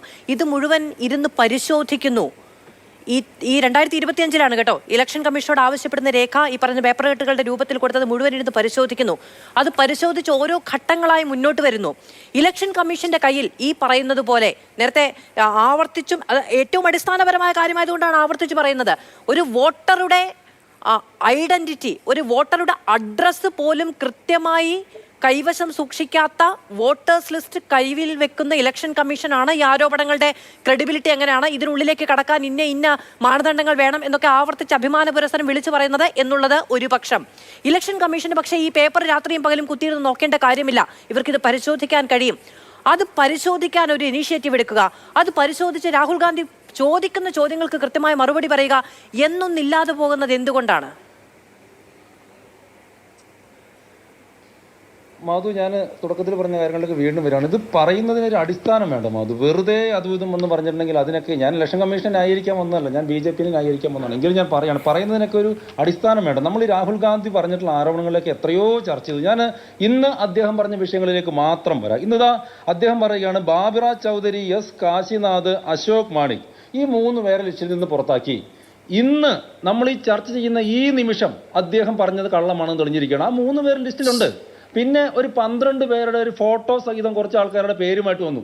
ആ ലിസ്റ്റിലുള്ളത് കർണാടകത്തിലെ റോഹിംഗ്യൻ അഭയാർത്ഥികളൊക്കെയാണെന്ന്. നിങ്ങളൊന്ന് ആലോചിച്ച് നോക്കണം. ഒരു റോഹിംഗ്യൻ അഭയാർത്ഥികളായിട്ടുള്ള ആളുകളെയൊക്കെ വോട്ടർ ലിസ്റ്റ് കയറ്റണമെന്ന് രാഹുൽ ഗാന്ധി രാജ്യത്തിന്റെ പ്രതിപക്ഷ നേതാവ് പറയുമ്പോൾ ആ പ്രതിപക്ഷ നേതാവിനെ നമ്മൾ എന്താണ് വിളിക്കേണ്ടത്? ആ പ്രതിപക്ഷ നേതാവിന്റെ ഉദ്ദേശശുദ്ധി നമുക്ക് അങ്ങനെ ചോദ്യം ചെയ്യാതിരിക്കാൻ വേണ്ടി പറ്റുക? ആ ഉദ്ദേശശുദ്ധി ചോദ്യം ചെയ്യപ്പെടുക തന്നെ ചെയ്യുമെന്നേ. കോൺഗ്രസ് പാർട്ടിക്കും രാഹുൽ ഗാന്ധിക്കും ബംഗ്ലാദേശികളെയും റോഹിംഗ്യൻ അഭയാർത്ഥികളെയും ഒക്കെ ഈ വോട്ടർ ലിസ്റ്റ് ചേർക്കണമെന്ന്. അങ്ങനെ വരുമ്പോഴാണ് ഞങ്ങൾ അതിനെ ചോദ്യം ചെയ്യുന്നത്, അങ്ങനെ വരുമ്പോഴാണ് ഞങ്ങൾ അതിനെ എതിർക്കുന്നത്.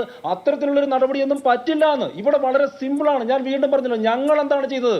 ഇവിടെ ഒരു തെരഞ്ഞെടുപ്പിന് ഒരു പരാതി വന്നപ്പോൾ ഞങ്ങൾ എന്താണ് ചെയ്തത്? ഞങ്ങൾ ഇലക്ഷൻ കമ്മീഷനെ നേരിട്ട് പോയി പരാതി കൊടുത്തുവെന്ന്. അതെന്താ ചെയ്യാൻ വേണ്ടി പറയുന്നത്? അടിസ്ഥാനപരമായിട്ട് ചെയ്യേണ്ട ഒരു കാര്യമല്ലേ അത്? അവിടെ നിന്ന് ഞങ്ങൾക്ക് ഒരു നീതി കിട്ടാതെ ഞങ്ങൾ എന്ത് ചെയ്തു? ഹൈക്കോടതിയിൽ പോയി.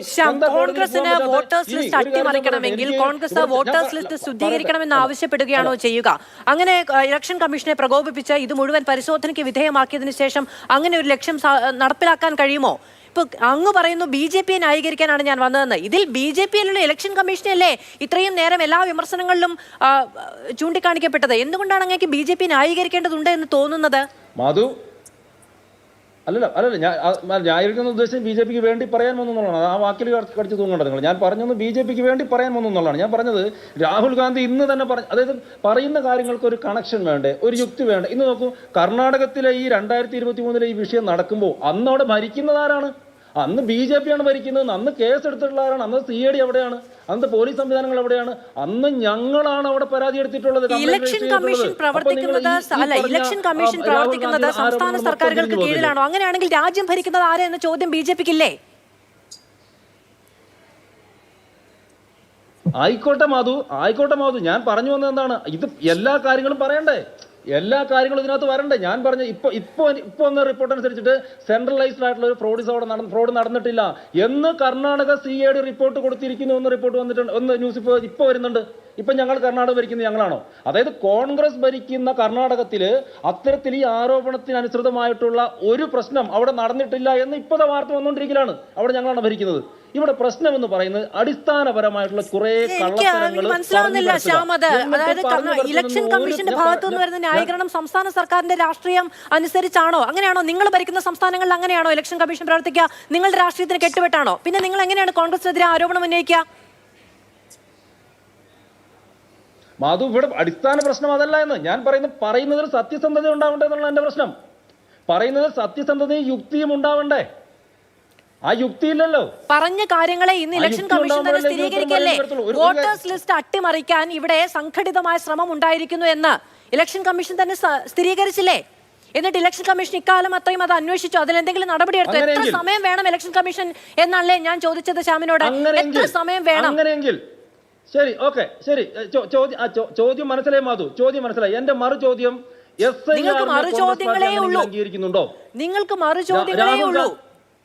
രാഹുൽ ഗാന്ധി ഇതിനുത്തരം പറയണമെന്ന് ഇതിന് വെറുതെ വിട്ടു പോലെ. അങ്ങനെയെങ്കിൽ SIR-നെ കോൺഗ്രസ് പാർട്ടി അംഗീകരിക്കുന്നുണ്ടോ? ഈ നാട്ടിലെ വോട്ടേഴ്സ് ലിസ്റ്റിൽ ഇരട്ട വോട്ടുകളുണ്ട്. അതാണ് പ്രശ്നം. അതിന് അടുത്ത ന്യായീകരണമായിട്ട് വരും. ഇവിടെ പ്രശ്നം അവിടെയാണെന്ന്. ഇവിടെ പ്രശ്നം എന്ത് വന്നാലും ഈ നാട്ടിൽ എന്ത് നടന്നാലും ശ്യാം അടിസ്ഥാനപരമായി പിശകുള്ള കാര്യങ്ങളാണ്, താരതമ്യങ്ങളുമാണ് ശ്യാം ഉന്നയിക്കുന്നത്. ഇല്ല, എത്ര സമയം വേണമെന്ന ഒറ്റ കാര്യമാണ് ഞാൻ ശ്യാമിനോട് ചോദിച്ചത്. ഇലക്ഷൻ കമ്മീഷന് മുന്നിൽ ഇങ്ങനെ ഒരു പരാതി വന്നിട്ട്, ഇലക്ഷൻ കമ്മീഷന് മുന്നിൽ ഇങ്ങനെ ഒരു വിവരം വന്നിട്ട്, ഇങ്ങനെ ഒരു അട്ടിമറി ശ്രമം രാജ്യത്തിന്റെ ജനാധിപത്യത്തിന് നേരെ ഉണ്ടായി എന്നറിഞ്ഞിട്ട്, അതുമായി ബന്ധപ്പെട്ട എല്ലാ വിവരങ്ങളും കയ്യിലുണ്ടായിട്ട്, ആരിലേക്ക് എന്ന് കൃത്യമായി എത്താൻ കഴിയുന്ന ലൂപ്പ് ഹോൾസ് ഉണ്ടായിട്ട് എന്ത് ചെയ്തു എന്ന് ജനങ്ങളോട് പറയാൻ കഴിയുന്ന സാഹചര്യമുണ്ടോ? ഞങ്ങൾ ഇത്ര ആളുകളെ കണ്ടെത്തിയിട്ടുണ്ട് എന്ന് പറയാൻ കഴിയുന്നുണ്ടോ? മാധവ് ഒറ്റയ്ക്കുണ്ട്. ഇപ്പൊ പറഞ്ഞ വിഷയം ഇതാണ്. ഞാൻ പറഞ്ഞ് പൂർത്തിയാക്കട്ടെ, എന്നിട്ട് നിങ്ങൾ പറയാം. ഞാൻ നിങ്ങളുടെ എല്ലാ ചോദ്യത്തിനും ഉത്തരം തരാം. നോക്കൂ, ഇതാണ് പ്രശ്നം എന്ന് പറഞ്ഞാൽ ഇന്ന് രാഹുൽ ഗാന്ധി പറഞ്ഞ എന്താണ്? സർക്കാരിനെ പ്രഷർ ചെയ്യണം. അതിനാണ് ഇപ്പോൾ സംഭവിച്ചുകൊണ്ടിരിക്കുന്നത്. ഒരു വശത്ത് ഇവിടെ ഇലക്ഷൻ വോട്ടേഴ്സ് ലിസ്റ്റിൽ മുഴുവൻ പ്രശ്നമാണ്, മാൽ പ്രാക്ടീസ് കൊണ്ടിരിക്കുന്നു എന്ന് പറയുകയും മറുവശത്ത് SIR ഒപ്പോസ് ചെയ്യുകയും ചെയ്യും, അതിനെ എതിർക്കുകയും ചെയ്യും. ഇനി SIR അങ്ങനെയല്ല ഇങ്ങനെയാണെന്ന് പറഞ്ഞ് ന്യായീകരിച്ചുകൊണ്ട് വരും. ഇവർക്ക് വോട്ടേഴ്സ് ലിസ്റ്റിൽ തെറ്റുണ്ടെങ്കിൽ അതിനെ ശുദ്ധീകരിക്കാനും മറ്റൊരു വിഷയമാണ്. ഇത് ആരെയാണ് ഈ കൺഫ്യൂസ് ചെയ്യാൻ ശ്രമിക്കുന്നത്? പൊതുജനങ്ങൾക്കൊക്കെ മിനിമം വിവരമുണ്ട്. അവിടെയാണ് പ്രശ്നം. അവിടെയല്ല പ്രശ്നം, അവിടെയാണ് പ്രശ്നം എന്ന് പറയാനുള്ള നിങ്ങളുടെ താല്പര്യമാണ് പ്രശ്നം. അവിടെ അല്ല പ്രശ്നം. ഇത് രണ്ടും രണ്ടാണ്. രാഹുൽ ഗാന്ധി ഉന്നയിച്ച ആരോപണങ്ങൾ SIR-മായി ബന്ധപ്പെട്ടുള്ളതാണോ? ആണോ? അല്ല, അതിന്റെ പരിഹാരമാണ് ഞാൻ പറഞ്ഞതെന്ന്. പരിഹാരം വേണ്ടേ? ശരി, അങ്ങനെയാണ് എങ്കിൽ ഈ അട്ടിമറി ശ്രമം കയ്യിൽ വന്ന് ശരിയെന്നേ ഞാൻ സമ്മതിച്ചു. ശ്യാമേ, ഞാൻ സമ്മതിച്ചു. അതിന്റെ പേരിലാണ് ഈ തീവ്ര ശുദ്ധീകരണം നടത്താനെങ്കിൽ ഈ അട്ടിമറി ശ്രമം കയ്യിൽ വന്നപ്പോൾ, അല്ലെങ്കിൽ അതുമായി ബന്ധപ്പെട്ട വിവരം വന്നപ്പോൾ എന്നാ ശുദ്ധീകരിച്ച് കളയാന്ന് വിചാരിച്ചോ? എന്നിട്ട് ശുദ്ധീകരിച്ചോ? മാധു നിക്ക്. രാഹുൽ ഗാന്ധി ഒരു ആരോപണമല്ല ഉന്നയിച്ചിട്ടുള്ളത്. തുടക്കം മുതൽ ഇന്നേക്ക് വരെയും രാഹുൽ ഗാന്ധി പല ആരോപണങ്ങളും ഉന്നയിച്ചിട്ടുണ്ട്. അതിൽ വോട്ട് ഇരട്ടിക്കലുണ്ട്, അതിൽ ഫോട്ടോ മാറിപ്പോയി എന്നുള്ള പ്രശ്നങ്ങൾ പറഞ്ഞിട്ടുണ്ട്, അതിൽ വോട്ടർ ലിസ്റ്റിനെ കുറിച്ചുള്ള നിരവധിയായിട്ടുള്ള ആരോപണം ഉന്നയിച്ച് ഇന്നിപ്പോൾ പുതിയ ആരോപണങ്ങളായിട്ട് വന്നിട്ടുണ്ട്. ഞാൻ പറഞ്ഞത് ഈ രാഹുൽ ഗാന്ധി പറഞ്ഞിട്ടുള്ള ധാരാളമായിട്ടുള്ള അദ്ദേഹത്തിന്റെ ആരോപണങ്ങൾക്ക് ഒരു പ്രതിവിധിയായിട്ടാണ് ഇവിടെ SIR അവതരിപ്പിക്കപ്പെട്ടിട്ടുള്ളത്. ആരോപണം ഉന്നയിക്കപ്പെട്ടത് എപ്പോഴാണ്? രാഹുൽ ഗാന്ധിയുടെ വാർത്താ സമ്മേളനം നടന്നത് എപ്പോഴാണ്? കണ്ണിൽ പൊടിയിട്ടാളല്ലേ? നാട്ടിലുള്ള ആളുകൾക്കൊന്നും മിനിമം വിവരമില്ല. നിങ്ങൾക്ക് വാട്സാപ്പിൽ കിട്ടുന്ന വിവരം ഡേറ്റ് മാത്രമാണ് കൃത്യമെന്ന് ആത്മവിശ്വാസം ഒന്നും പ്രകടിപ്പിക്കാൻ കഴിയില്ല ശ്യാമേ. അതൊക്കെ മണ്ടത്തരമായി പോകും. എന്റെ മാത് വെറുതെ കിടന്നിട്ട് ബഹളം വെച്ചിട്ട് കാര്യമില്ല. കോൺഗ്രസിന്റെ വക്താവ് ഒരു അടിസ്ഥാനപരമായ വിവരവും ഈ കാര്യത്തിലുള്ള പറയുന്നത് മുഴുവൻ കേട്ടോണ്ടിരിക്കാന്ന് പറഞ്ഞാൽ അത് ക്ഷമയ്ക്കപ്പുറത്തുള്ള കാര്യമാണ്. ശ്യാമിനോട് ക്ഷമിക്കൂ. ഇടവേള. അബിൻ, ഗൗരവകരമായ ഒരു വിഷയം ഉന്നയിക്കപ്പെടാതെ പോകാനേ കഴിയില്ല. കാരണം ഇപ്പം ജനാധിപത്യത്തിന് വേണ്ടിയാണ് ഫൈറ്റ് എന്ന് രാഹുൽ ഗാന്ധി ആവശ്യപ്പെടുമ്പോഴും നിരന്തരമായ പ്രക്രിയയ്ക്ക് നേരെ ആരോപണം ഉന്നയിക്കുമ്പോൾ സാധാരണ വോട്ടർക്ക് ഇവിടുത്തെ തെരഞ്ഞെടുപ്പ് പ്രക്രിയയിൽ ഉണ്ടാകുന്ന വിശ്വാസക്കുറവ് എന്ന് പറയുന്നത് ആത്യന്തികമായത് ജനാധിപത്യത്തിന് ഭൂഷണമല്ല. അല്ല, ഇതിനകത്ത് ശ്രീ ശ്യാംരാജ് വളരെ ബേസ്ലെസ് ആയിട്ടുള്ള ആരോപണമാണ് രാഹുൽ ഗാന്ധി ഉന്നയിക്കുന്നതെന്ന് ആവർത്തിച്ച് പറയുന്നത്. ഞാൻ ശ്രീ ശ്യാംരാജിനോട് ചോദിക്കണം, അതേ ഒരു ഇലക്ഷനിലൊക്കെ മത്സരിച്ച ആളല്ലേ. ശ്യാംരാജിൻ്റെ പേരിൽ ഒരു ബൂത്തിൽ 12 ഡിലീഷൻ നടന്നു. ശ്യാംരാജിനത് പ്രശ്നമാണോ? ശ്യാംരാജ് അറിയാതെ 12 പേരെ ഡിലീറ്റ് ചെയ്യാൻ ശ്യാംരാജ് ആപ്ലിക്കേഷൻ കൊടുത്തു. ശ്യാംരാജിൻ്റെ ഒരു വ്യാജ മൊബൈൽ നമ്പർ ഉപയോഗിച്ചു. ആ വ്യാജ മൊബൈൽ നമ്പറിൽ ഒരു OTP വന്നു. ആ OTP വെച്ച് 12 പേരെ ഡിലീഷൻ ഉപയോഗിച്ചു, ആപ്ലിക്കേഷൻ കൊടുത്തു. അത് ശ്യാംരാജിന് പ്രശ്നമാണോ? എനിക്ക് പ്രശ്നമാണ് എൻ്റെ പേരിൽ വന്നാൽ. താങ്കൾക്ക് പ്രശ്നമായിരിക്കുമെന്നാണ് ഞാൻ കരുതുന്നത്. ഇത് തന്നെയാണ് രാഹുൽ ഗാന്ധി ഉന്നയിച്ചത്. ഇതൊരു നിയോജക മണ്ഡലത്തിൽ 5994 എണ്ണം ഇലക്ഷൻ കമ്മീഷൻ്റെ വിവരപ്രകാരം 5994 എണ്ണം വരുമ്പോൾ അതാ ഇലക്ഷൻ അട്ടിമറിക്കാൻ എന്നല്ലാതെ നമുക്ക് വേറെ എന്ത് പറയാൻ സാധിക്കും? ഇതൊരു സെൻട്രലൈസ്ഡ് സംവിധാനത്തിൻ്റെ പിന്തുണയോടുകൂടി, കാരണം എന്താ, സോഫ്റ്റ്വെയറുകളാണ് ഉപയോഗിച്ചിരിക്കുന്നത്. ഒരു സോഫ്റ്റ്വെയറിൻ്റെ പിന്തുണയോടുകൂടി മാസീവായി ഡിലീഷൻ നടത്താൻ ഒരു സെൻട്രലൈസ്ഡ് സംവിധാനം വഴി ചെയ്യണമെങ്കിൽ ആരാണ് ചെയ്തത് എന്ന് നമ്മൾ കണ്ടുപിടിക്കണ്ടേ? ആ കണ്ടുപിടിക്കണം എന്നുള്ള കാര്യമാണ് രാഹുൽ ഗാന്ധി പറയുന്നത്. അത് കണ്ടുപിടിക്കാൻ 2 കൊല്ലം ഉണ്ടായിട്ട് കേന്ദ്ര ഇലക്ഷൻ കമ്മീഷന് സാധിച്ചിട്ടില്ല എന്നാണ് രാഹുൽ ഗാന്ധി പറഞ്ഞത്. അതിനെയാണ് കൊഞ്ഞനം കുത്തി കാണിക്കുന്നത് ഇലക്ഷൻ കമ്മീഷൻ. കേന്ദ്ര ഇലക്ഷൻ കമ്മീഷൻ അപ്പോഴാണ് രാഹുൽ ഗാന്ധിയോട് രാഷ്ട്രീയമായി മറുപടി പറയുന്നത്. ഇപ്പോൾ ശ്രീ ശ്യാംരാജ് ഇലക്ഷൻ കമ്മീഷന് വേണ്ടിയും ഇലക്ഷൻ കമ്മീഷണർ BJPക്ക് വേണ്ടിയുമാണ് മറുപടി പറഞ്ഞുകൊണ്ടിരിക്കുന്നത്. അതുകൊണ്ട് ഇവർ രണ്ടുപേരും പരസ്പര പൂരകങ്ങളാണ്. അതുകൊണ്ട് അതിന് നമുക്ക് വേറെ തർക്കങ്ങളില്ല. പക്ഷേ രാഹുൽ ഗാന്ധി ഉന്നയിച്ച ആരോപണങ്ങൾ എവിഡൻസോടുകൂടിയാണ്, വിത്ത് പ്രൂഫാണ്. അതിലൊരു നടപടിയും വന്നിട്ടില്ല എന്നുള്ളത് നമുക്കറിയാം. അത് മാത്രമല്ല, 18ഓളം കത്തുകൾ ഒരു സംസ്ഥാന ഇലക്ഷൻ കമ്മീഷനൊക്കെ സംസ്ഥാന സർക്കാരിന് കീഴിലാണ് എന്ന് ഒരു BJP പ്രതിനിധി ഇൻഡയറക്റ്റായി സൂചിപ്പിക്കുമ്പോൾ അവരോടൊക്കെ എനിക്ക് എന്താണ് പറയാൻ സാധിക്കുന്നതെന്ന് പ്രേക്ഷകർ ചിന്തിച്ചാൽ മതി. കാരണം സംസ്ഥാന ഇലക്ഷൻ കമ്മീഷൻ അല്ലെങ്കിൽ കോൺഗ്രസ് ഭരിക്കുന്ന കർണാടകയിൽ അവിടെ പറഞ്ഞിട്ടുണ്ടല്ലോ എന്ന് പറഞ്ഞാൽ കോൺഗ്രസിന്റെ സർക്കാരാണല്ലോ സംസ്ഥാന ഇലക്ഷൻ കമ്മീഷനെ നിയന്ത്രിക്കുന്നത്. എന്തൊക്കെ നിരുത്തരവാദപരമായ വ്യാഖ്യാനങ്ങളാണ് നിങ്ങൾ കൊടുക്കുന്നത്. ഇത് വളരെ കൃത്യമാണ്. രാഹുൽ ഗാന്ധി ആദ്യം ചോദിച്ച ചോദ്യങ്ങൾക്ക് ഉത്തരം വന്നിട്ടില്ല. രണ്ടാമത് ഇപ്പോൾ പറഞ്ഞ തെളിവുകളുടെ അടിസ്ഥാനത്തിൽ പറഞ്ഞ കാര്യങ്ങൾക്കും ഉത്തരം പറഞ്ഞിട്ടില്ല. അപ്പോഴാണ് ഞാൻ എന്താ വരാൻ വൈകിയത്, എന്തേ നീ നേരത്തെ വന്നില്ല എന്ന് കാത്തിരിക്കുകയായിരുന്നു. രോഹിംഗ്യൻ അഭയാർത്ഥികൾ അതാ വർഗീയതയുമായി വന്നു. കാരണം BJPക്ക് പിടിച്ചു നിൽപ്പില്ല എന്ന് പറയുമ്പോൾ അപ്പോൾ രോഹിംഗ്യൻ അഭയാർത്ഥി വരും, അപ്പോൾ ന്യൂനപക്ഷ ആക്രമണം വരും, അപ്പോൾ അല്ലെങ്കിൽ മറ്റ് ചില വർഗീയ ആരോപണങ്ങൾ വരും. ബീഹാറിൽ ഇതാണ് സംഭവിച്ചത്. ഇപ്പോൾ SIR-നെ പറ്റി അദ്ദേഹം പറഞ്ഞു. SIR-ഉം ഇതും തമ്മിൽ ആനയും ആമയും തമ്മിലുള്ള വ്യത്യാസം ഉള്ളതുകൊണ്ട് SIR-നെ പറ്റി പറയാം. ഈ SIR-ന്റെ പേരിൽ എന്താണ് നടക്കുന്നത്? ബീഹാറിൽ സുപ്രീം കോടതി തന്നെയല്ലേ പറഞ്ഞേ, ഞങ്ങളാണോ പറഞ്ഞേ? സുപ്രീം കോടതി ഇടപെട്ട് അവിടെ ഓർഡർ ഇട്ടില്ലേ? ബീഹാറിൽ വളരെ